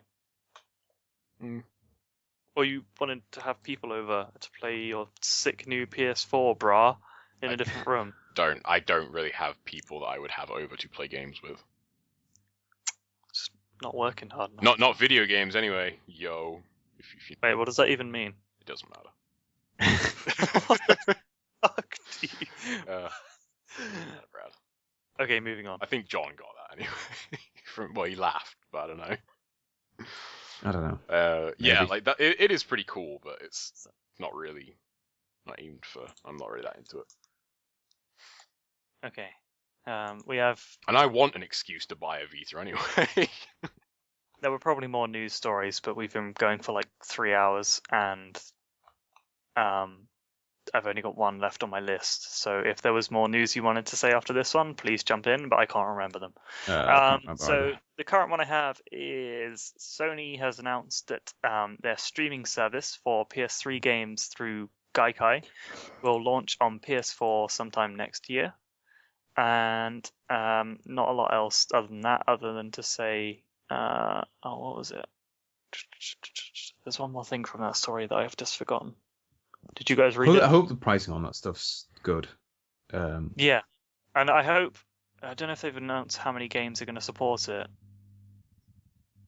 That's a good question to ask, I think. They said it'll be similar style to Netflix. We'll launch a moderate library of PS3 titles available from the get-go. List of games will be expanded as time goes on. Rather than just being restricted to the PS4, the announced streaming service will be accessible via the PlayStation Vita, and on Vita TV. So apparently on your Vita TV, you'll be able to play PS3 games That's pretty awesome. over the internet, That's cool. which is kind of cool. This Vita TV thing seems to have more features than the frickin' PS4. It says 2014, Europe will gain access to the service after North America, not at the same time. I wonder if Microsoft will do anything on that. If they're like, fuck it, we got nothing. I don't know. I mean, I can't imagine this was like this probably was thought out by Sony. I imagine it's like, oh yeah, we'll just like throw this out there. It's I don't know. I don't know if like Microsoft would do something like that. You never know. Like there might be something they do console wise if there's something they could do like as a service. But the Xbox One, like what sort of streaming does that have any kind of like streaming built into it? It doesn't, does it? Neither does the PS4. I mean game wise though. So what do you mean by built into it? Like that's not a feature. I'm really like I'm not caught up on like features on the console. I don't. I'm pretty sure it doesn't. Anything. I mean, they didn't even announce anything for the PS4. People assumed it would be there because Sony bought Gaikai for some reason. So people are like, well, hopefully. Yeah. The only thing I'll say, if they said it's be similar in style to Netflix, that is promising that at least it might be a subscription-based service, which is something, that's kind of cool. Yeah. I don't like my games digital though. Yeah, but I mean, if you could subscribe to a service where you can play old games, that's definitely cool. Little hassle. That's kind of cool. Kill and you for could just that. play all of them. Yeah. Like it's just any PS3 game at any point kill for that they have. For older systems, I think like I would I would do a lot to have like the entire library of like the Mega Drive or something available to play like online. It's just like because I think like with the older you get in terms of games, like those games are kind of easier to get hold of. Like it's not really that hard to get hold of like an old PS2 game because it's just like so many of them made. Whereas like like really older kind of like the like Nintendo era-esque consoles, like some of those games are really fucking hard to find. And even if you do find them, hooking up those systems to a new TV and getting it working properly is not as straightforward as. I can't plug my SNES into my 720p HD TV. I can plug in. I can because I have. I can plug it in, but it doesn't do anything. Yeah, I have a game capture thing set up, and it's got like a component adapter, and that's the only way I can get it to work. What, an aerial to component? Yeah. Wow, that's cool. I want one of those. It's pretty damn awesome. I could record like Mega Drive games if I wanted to. But yeah, but it shouldn't. Have to set it to like channel 8 to get it to work, or. I just put it on the capture device. Oh, it's on. Oh, it just goes through component. The capture device channel goes through HDMI.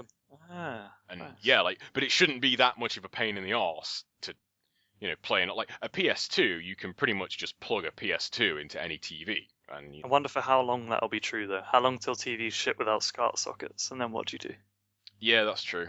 You can still. I imagine TVs will have like the regular component cable port. How long until TVs just ship with HDMI ports? I think that's probably quite a way off yet. But yeah, that's true. You still get TVs at the moment which don't come with component. I think you can get TVs like that. You probably can. I know. I was looking into monitors this past week. I was thinking of getting a new monitor. Monitors are a pain in the ass. And Jesus Christ, yeah, I was about to say like. Looking at like the ports, it's like I noticed like a lot. I hope you like DVI. I was like noticing the other way around. Like a lot of the ones I was looking at only had VGA, not DVI. They had VGA. You should not buy those monitors. Yeah, I was thinking, what the fuck? Throw them in the bin.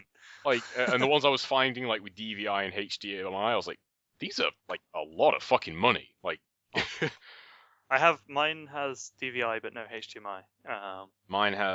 My current monitors at the moment both have DVI and VGA, but not HDMI. I could have paid extra. Yeah, same. I could have paid extra to get HDMI if I wanted, but yeah, I don't think monitors are quite there yet for me to upgrade. I was really looking to get like a 2560 by 1440 or an upwards screen, and just for the amount of money, I was thinking, yeah, like I don't really think. Would you go 120 hertz or not? if money was no object, but unfortunately, that's not the case. I don't even know if they do 120 hertz at that resolution, do they? They do, but that was one of the things I was looking into. They do, but like A, they're really really hard to find, and B, like they are a lot of money. You're talking like thousands for a monitor like that. The thing that puts me off that resolution is I would need to upgrade my PC me too as well. color to make that run good. Yeah, and it seems like I like 1080p, and I am happy with that. 1080p still looks really good. Like I was playing Metro earlier today, and I was like, man. I was like, I don't really need a new monitor. This looks really fucking good. Yeah. If you're not playing on like a 30-inch or something, you should probably consider it. But like, my main monitor's 22-inch. My second is 90. Okay, you do not want a higher resolution than 1080p on a 22-inch. But I'm on 24, and I'm more than happy. Yeah. Like anything 26 or below, you shouldn't need a higher resolution. It's just one of those things where like you get in the mood and you start looking at it and you're like, I could do it'd be cool. Yeah, you think it'd be cool, but do I really need it? No.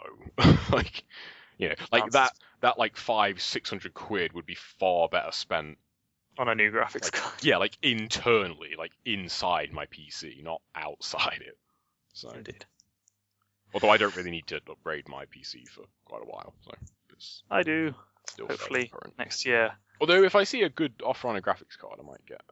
I'm thinking it'll probably take about 6 to 8 months for GTA 5 to come out on PC. So if I upgrade my PC in about 6 to 8 months, I will blitz that game, even if it is optimized to shit like most Rockstar ports. That's the plan, anyway. All right, that does it for news. Unless you guys had anything. I don't think so. Pretty much it. All right. Guess what? What? Emails. Oh God, I'm so excited for this email. Oh yeah, what is MightyElectronicBox@gmail.com is our email address. That's all one word. This email. Apparently, man, it just makes me smile looking at it. The subject for this email is Chinese robots. I need to keep a straight face whilst I read this email. Okay. I don't even know what this is about. So the email starts. I feel that your discrimination against Chinese robots is unwarranted and frankly disgusting. Do you also have an irrational dislike of cyborgs, or do you just fear your impending overlords? I suggest that you consider your answer wisely. Regards, Sector, leader of the Tekunin. Okay, Sector's Lin Kuei, bitch. Learn your fucking cyborgs and robots. That's all I got to say about that. So are you schooling this guy Sector is like he's Lin Kuei, man. Like, what do you? I don't even know what you're saying. That's his clan. Sector's a Mortal Kombat character. Like, and he's my main. Like, yeah, I don't know. Like that. If that's a troll, it's not a 6 out of 10. Not bad. It made me laugh. Yeah. Although, I can't remember discriminating against Chinese robots. When did we discriminate against Chinese robots? That's what I was thinking. I don't. I mean, was it not like the last email we got, which was off that Chinese like gold or what? What was that? It could. Didn't we get like a spam email that was like trying to sell something? Yeah, it might have just been our responses to our Chinese ladies' garment emails. Oh right, okay. Suppliers for hair don't. This one that was. Yeah. Nice to meet you. I am a Chinese. I think it might be in response to that. Okay, but I mean, to answer the question, I'm kind of like worried about cyborgs and stuff. That stuff is kind of worrying when you think about it. Yeah, I mean, cyborgs take over. Like cyborgs, they're just basically like humans with robot parts. Like, we're fucked. Yeah. Like, but I think I mean, like Terminator. Like, dude. If I was going to pick a nation that would like start the inevitable cyborg apocalypse, it probably wouldn't. It would probably be like Japan or something, not China. I think China, could give them a couple of years, they could have some scary robots. But I think Japan are there. They're just right next to Japan. They could just import a few Japanese people for the technology side of it, and then they've got the manufacturing process. They could pump out a lot of robots and just. Yes, that's the problem with China is once they get the technology, like they can easily outproduce pretty much any other country nation in the world, probably. Yeah. So that's a very good maybe point. India. Yeah. But what kind of robots are we talking though? Like, I mean, it's are we talking Terminators or? Well, I mean, Chinese like, robots. I mean, okay, so what? They'd be Would they have guns, or would they just be like? Would they just punch you really hard? I mean, I think they'd still need guns. I mean, like Vanquish, like the robots in Vanquish are Russian, and they all have guns. Like, yeah, but although there is some like melee robots. Russians do like their guns, so. Like if it was America, like they would just be guns with legs, like just be guns with wheels because they'll be too lazy to walk. Yeah, they just put a set of wheels on it. Or actually, I can't remember where I saw it. I'm sure that like already exists. Yeah, I was gonna say that actually does. I saw that. Oh, what was that on? Fuck. It was on like some like kind of like documentary about like the like military tech and like how crazy it's got in certain parts. And one of them was like this AA-12, like like the fully automatic shotgun. Yeah. And it was just like on this remote control, like you could literally, it was literally a gun on wheels. Like that's scary. That's kind of scary. Yeah. Like that. That is. So I mean, well, they already have like the bomb disposal robots. So essentially, you're just taking the bomb disposal gear off and putting a gun on. Yeah, and there's that like on the same program as well. I'll try and find it for the post, but if anyone's bothered. But there's also like there's like an attachment and like a pistol like goes on the end of it that can be controlled to like bend round corners that has a camera on it. So that, you can like like in a breach situation, it's so you can like go around a corner but not actually put yourself, round the door. Like the gun will just go around the door. Was that like the shotgun with a bend in it? This one was just a pistol. Like it was a pistol. I've definitely seen like a rifle that has. Like I've seen the shotgun that you can bend and put around the corner. Yeah, it just goes around the corner and like that sort of stuff is scary. Yeah, and as well, like you got to wonder like who thinks it up. Like as well, like who thinks up like we need like more distant ways to be able to shoot people. Someone who's probably paid a lot of money. Yeah, it's like we need ways to shoot people around corners. Yeah. Have you seen that quote that I have as my like bio on Xbox Live that I haven't changed in about 15 the one years. about the flamethrower. Yeah. Yeah. It's very sums true. up my thoughts on it. It's like it is a good point. It's like where do you draw the line? Some points I thought. Yeah, I mean, if you're active on Giant Bomb at all, you probably heard a bit about the Hardcore History podcast. It's really a really good podcast if you're into pretty much anything historical. It goes from like World War II to like the Roman Empire. So right, pick your poison essentially. And like the first episode I listened to, recommended by Giant Bomb's own Drew Scanlon, was the one about essentially like the development of the atom bomb and like dropping it on Hiroshima and Nagasaki and stuff. And he talked a bit about like the people who developed the weapons and like how they were sort of like they did it because it was their job, but it was like also like they realized that they'd done terrible things. And like when Churchill realized what like just normal bombing was doing to like cities, he was absolutely disgusted at like the fact that it was killing, thousands of civilians and not really doing that much damage to military stuff. It's just, it's a really interesting podcast. It talks a lot about, like, not so much like the historical aspect of it in like, the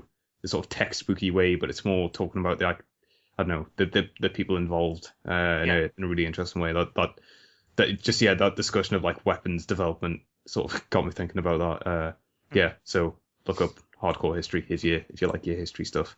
That podcast's really interesting. Anyway, Chinese robots. Yeah. So yes, I do actually kind of fear cyborgs. I'm gonna have to like go back and listen to like the last week's podcast. Although if it's fair, if it's fair, I should like get to control Sector.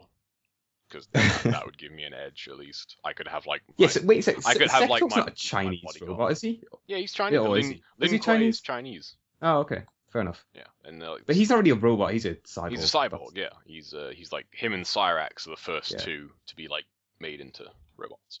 Yeah, robots are different to cyborgs. Yeah, this is true. Cyborgs are like cyborgs are like modified humans, like robotically modified humans. Robots are just straight up machinery. Like just automatons. Yeah. With no wait, are they allowed to have free will or No, like robots are just pure machine. Like cyborgs free will. are cyborgs So are like what? human first. Like if you like, I mean, say in like 100 years, like there was like robotic limbs, and you lost your arm in an accident, and you had a robotic arm, you would then technically be a cyborg because like you are totally, a machine enhanced human being, whereas a robot is just I mean, like technically a Hoover is a robot. Like So like, wait, what happens when a robot gets free will? Then we're because they still technically have like no like what do they become? They just then Skynet happens and we all die. Basically, is kind of that end game, because then it's can't wait. Then it's the whole like if that ever happens, then they'll of course think, well, why do we need humans? We don't. Let's kill them all. Do you like in a weird way sort of want to see the end of the world? Like, I was talking to this about someone at work recently, actually, kind of on the same lines. And it was about like test driving a time machine, and that was one of the things that I thought of. I was like, it would be interesting to see how like mankind ends, like how we, go extinct. But at the same time, I thought, would I really want to see that? Like, would I really want to see what, what is the fall of man? I don't know. Yeah, I'm up for that. I mean, what if it's you? What if I don't think it would change. What if in like 50 years, Brad, like you make a robot that in like, I don't know, 2,000 years, that robot it like kills everybody in the world, and then no one would forget, and you find out it's you. No one would. Yeah, that seems like a pretty good thing to, have down. Like you could put that on your CV. Eventually, ends mankind. Yes, put on your CV. I will destroy mankind. Trust me, I've got a time machine. Yeah. If you guys would you test drive a time machine? Like, not hypothetically to the end of the world, but like, what if I didn't know if it worked? Yeah, or like not? if you didn't know it was going to work, but what about if we knew it worked, but we didn't know if I could come back or not?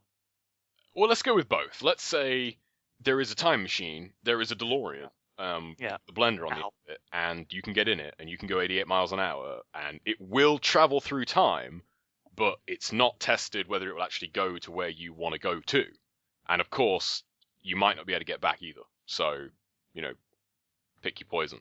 Which one would be worse? Getting stuck in the wrong time, or...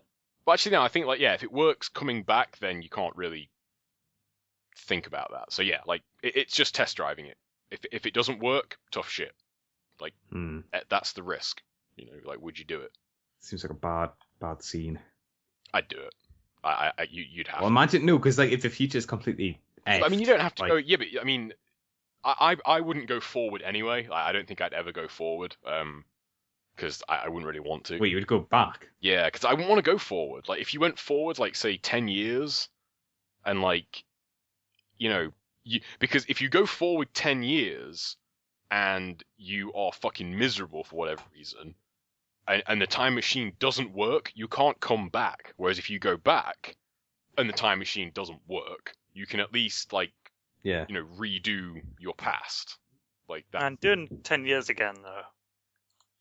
Yeah, but think about it. Like, how far back would you go? I don't know. If I had to do it, like if I had to test it and not just say yesterday, because then that wouldn't really make that much of a difference. Yeah, I'd go. That'd be the smart thing to do, is to just travel back a day. Yeah, travel back a day. And then go, well, worst case scenario, the time machine explodes, and I wait a day and we build a new time machine. Because take note of every single horse race or something that happens, so you can bet on it and win. Obviously. That's pussing out. You can't do that. Yeah, but no, I think I'd go back to maybe 15, 14. That's when I started doing dumb shit. So I'd go back. And honestly, I didn't really stop till 2 years ago. So, I'd probably go back to then and do those years over. But I think it would fuck with your head so much, because you'd remember meeting people that you hadn't met yet. So are you talking about assuming literally the role of your... Yeah, you would assume your old self. So you can't meet yourself. Yeah, you wouldn't. It's not that there's two of you now. Yeah, there wouldn't be two of you. So you literally just regress in age as well. Well, yeah, I guess you would, yeah. But you like keep your state of mind from Just talking about reliving when you travel. everything. Yeah, I mean, it's the thing of time travel, isn't it? It's like kind of hard to, you know, what I'd time always travel imagined do you it would subscribe just be to, I guess. another version of yourself, but I don't know. I think the another version of yourself would be way too complicated, though. Yeah. Like, well, then you'd just be a creepy pervert, like looking yeah, at like yourself, you'd like find yourself. You'd be like, although you could go back and like talk to your other self, and you could prove that like you're an exact copy of that person. hmm. You could end up famous. You could like prove that time travel's possible. Assuming, of course, that the time machine doesn't work and you have to stay there. So yeah, but yeah. When would you guys go back to? What would you do? I don't know if I'd go back. Yeah. I mean, if I had to, I don't think I'd relive Going my life forward again. is such a risk, though. Yeah, but it's more interesting. Like, I don't... Past... Yeah, I can read about I don't know. I past. think going forward is crazy. What if you go forward and you're Forward dead? is unknown. I suppose you wouldn't really know. I don't know. I mean, basically, I just want to see something that like It has to be within your life. hasn't been seen before. Oh, if it has to be within my lifetime, then Well, if we're doing the assuming the I don't role know, of I'd probably yourself, then it's I'd probably go impossible back. to... yeah. Yeah. But I mean, if it was, I'm just literally moving my current self to a different Yeah. place in time, I'd go forward, definitely. Oh yeah, Oh definitely. yeah, me too. I would. Like, But way forward. Yeah. But there Like, again, I want to like, be in space forward. I want to have everyone to have Yes, spaceships. I want to be in and- space. like, how far forward would you go? I don't know. Space. I'll go like 1,000 years, and if that didn't work, keep going. Yeah, but what if the time? Yeah, but the thing is, if it doesn't work, If you the time machine breaks, then I would It go doesn't like work in I would go 1,000 like a years. billion years in the future. If I'm 1,000 years in the future and the time machine stopped working, like I would at least hope there's enough cool shit to keep me occupied. What if in 1,000 years though, like human beings are extinct, and you just Oh, look, The only human going. I will hand fight the new dinosaurs what if they're all that came from cyborgs? space. Right. Cyborg dinosaurs. Cyborg That is our dinosaurs. true downfall. That- cyborg that's how dinosaurs. we go. Maybe the cyborg dinosaurs will have forgotten what humans were by then. You'll rule supreme over the cyborg Yeah, but, dinosaurs. yeah, but like, what if it's like another sentient species that like wipes us out, and like you're a human and they make you like a slave? You'd be like a museum piece or something. You'd Yeah. just be the last human. Be kept in a zoo. It would be, that it'd seems pretty much like just a be Planet really V8. shitty experience. Well, That's a risk I'd take. yeah, it's worth it. I don't know, like seeing something like that though at like the cost of pretty much your own life would maybe be better than like because I mean you could go back and then just get hit by a car or something and that would sort of suck. Yeah. So if you like just True. went back in at least, time at least if I go forward, I'm going to see something like crazy, and probably. then got caught up in some war and got stabbed, like I don't know. Yeah. Yeah, I guess there's pros. And At least I know, like what happened. I guess what's going to happen. If I only had one shot, I'd probably go like a million years just to make sure it's like What if you like the opposite side of it? Like, what if it was guaranteed to work and you just had time travel like straight up? God, where would I go? Like, That's just a case of, like, where- if you had that, like, where would you go first? And I guess in this case, like, you wouldn't regret. Like, there would be two of you. Like, Yeah. I'd want to see like dinosaurs first. Yeah, Yeah. that's you pretty. know, I always thought that, but like, apparently, like, wouldn't the atmosphere at that time like just kill human beings? Like the I'd atmosphere I'd go of to the the planet. future, get Get a gas mask. spacesuit, and then go to the dinosaurs. What Yeah, if- if I'd be like like, if I can Can I borrow a view, spacesuit seeing the dinosaurs? Anyone want to come for the ride? if I can like I'll view be the my dinosaurs DeLorean. from inside the time machine, then Yeah, if it's like, Yeah, I think seeing the dinosaurs. dinosaurs climbing on the windscreen and like pulling off the window wipers doesn't affect the. Which, like, what, like, era would you go back to, though? Because, I mean, like, I'm actually a pretty big dinosaur geek, so, you know. I'd punch in a big number and then hope it worked. but not too big. Like Fair enough. Yeah, you go back and there's just nothing there. It's just like just know, lava. You know, I mean, especially if you had a Whole world car. is superheated. Like, I mean, if, say, for example, like, time machine's a car or the time machine is mobile, like, it'd be cool to go back to, like, when there was just one piece of land. Like, Yeah. Like, Yeah. it was all one. Yeah, and then I think after that I'd probably go forwards a bit and see like cavemen and stuff. Try not to interfere though. Oh, I stepped on a caveman. Yeah, then I would just like, You I hit don't a know, I would caveman just, in the DeLorean. yeah, I would just go forward and just watch like random historical battles or something, just for laugh. Wouldn't you know? It'd be kind of cool to go back to like just to fuck with people. Go back to like I don't know, like 2000, like buy a PS2 and then like go back to like 1995 and just like leave it on someone's doorstep and then fuck off. Like that'd be interesting. They wouldn't be able to do anything with it. Leave them like and buy like and like leave a PS2 and like a copy of GTA 3 on someone's doorstep and then just leave. Would they even have a TV with like a? Well, I mean, it's only like SCART, isn't it? Yeah, it's all PS2, yeah. still SCART. Yeah, but it would just connect via SCART. The PS1 was like consoles, like PS1 up until, I mean, the PS3 and 360 can connect via SCART cable. So buy a PS3 and leave them a copy of GTA 5 in the 1980s or something, like just to really like mess people up. That'd be interesting. Yeah, I don't know. Be like a ghost and go back in time, just so there was no like. You could move freely and also not worry about being injured by things. It would be much cooler to just sort of chill out and observe shit. Yeah, that would be way cooler. But I was thinking, like, if it was guaranteed to work, it would be kind of cool to go back, but like assume your old self, because you could just like relive like past stuff like whenever you felt like it. Yeah, that's true. That would be really fucking cool. Yeah, that'd be pretty good. You'd need to have access to it like near the end of your life, so you could just go back and do it all again. Yeah, that's true. But at what point do you get bored? Yeah. Well, you could just just keep going forward. Like, if you do get bored, you could just keep going forward and forward and forward and forward until you get to the point where there are no human beings left. You're like, right, well, I guess this is it. Seen everything. Like, now what? Let's keep going forward and see what happens.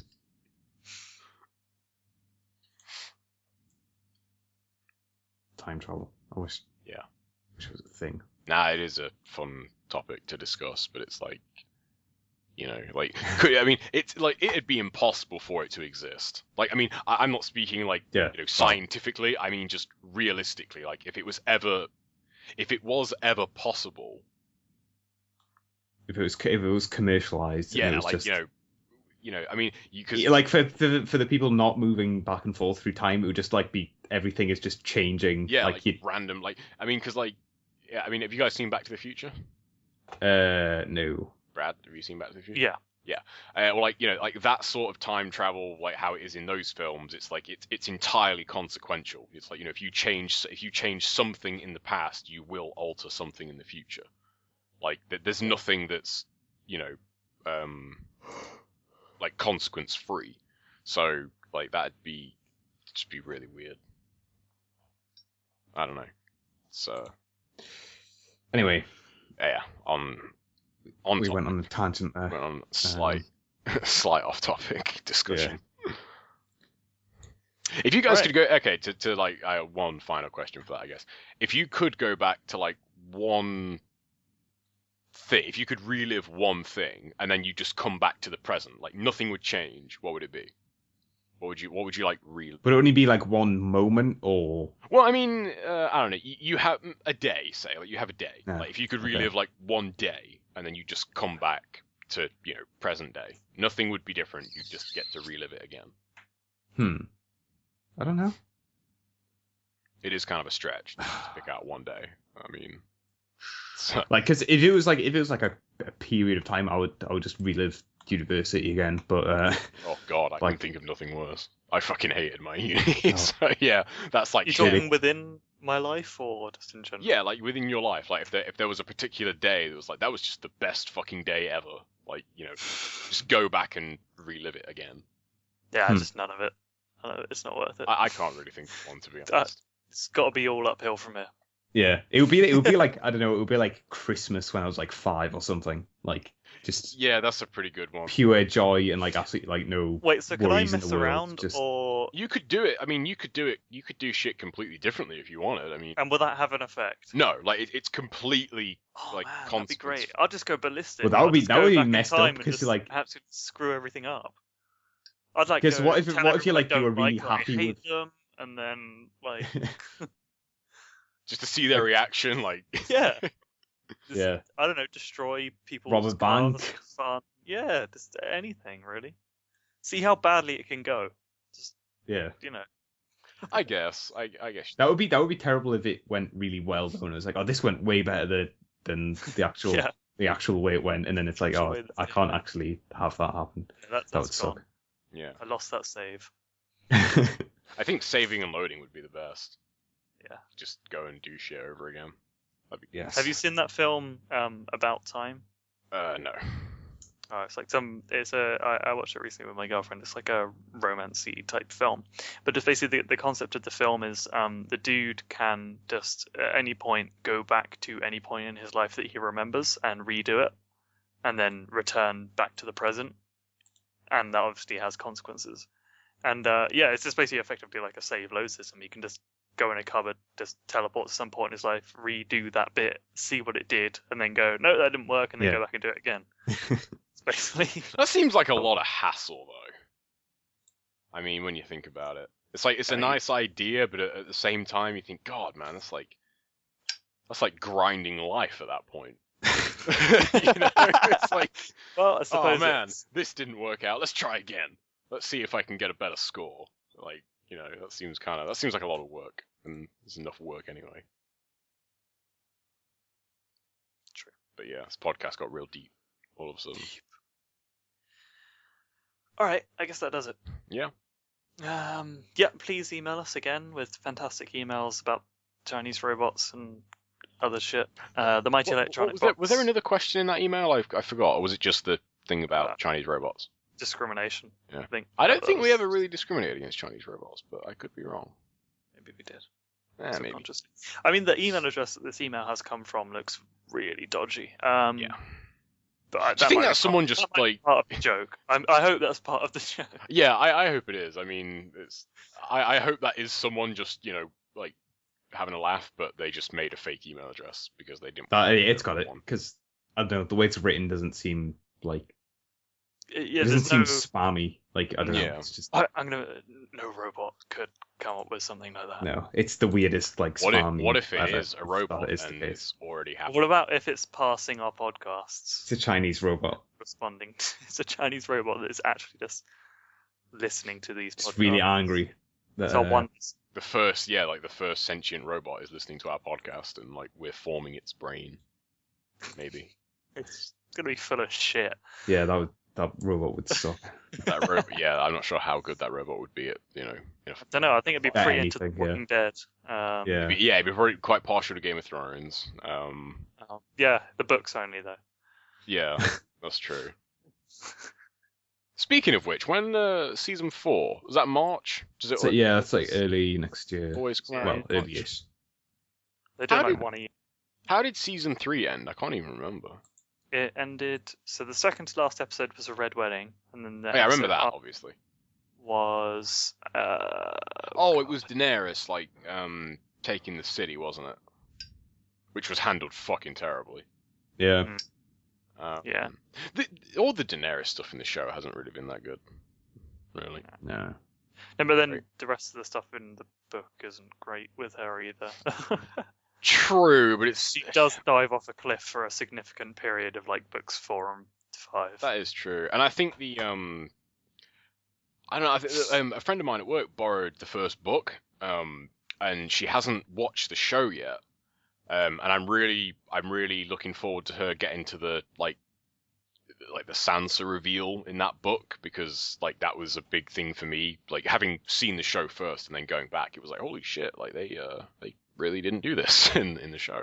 What's that? Like in the book, like Sansa, like basic, like the reason Cersei like gets the drop on Ed in that is because Sansa tells her that he's, you know, sending them home. That's what tips her off. That's why she, you know, acts first. And I'm fairly certain that is not in the show. They don't actually cover that in the show. It's like put across as like Littlefinger just fucks them over, which he does, but like that is the main reason. And I hated that character to begin with, so. But. I thought maybe they. Yeah, I guess they did. Yeah, because in the book, it's you know the scene in. Yeah, no, the I show? know in the book. I remember it in the book. I'm just trying to remember how it happened in the TV show. Actually, I can't remember how it was in the show. In the show, Ed goes into the throne room where Joffrey's on the throne. Like, and he like that's kind of I can't remember the show exactly, but like basically it's like revealed that, you know, oh shit, like, you know, Cersei's beat me to the punch sort of thing. He goes in the throne room, like all his men are killed, and Littlefinger like pulls a knife on him, and he's like, "Yo, bitch, told you not to trust me, fool."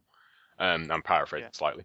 And then like afterwards, Sansa is like basically being like forced to write that letter like by Cersei and all the, you know, people. And like that's like the scene you see afterwards, whereas like in the book, like, you know, Sansa goes to her first before that even like before all that other shit even happens, and that's kind of what happens. Sansa rats out. Yeah. So yeah, fuck Sansa basically. It's, yeah, pretty much. Yeah. But anywho. Anyway, yeah. Also tweeted us at TMEB Podcast. I guess that does it.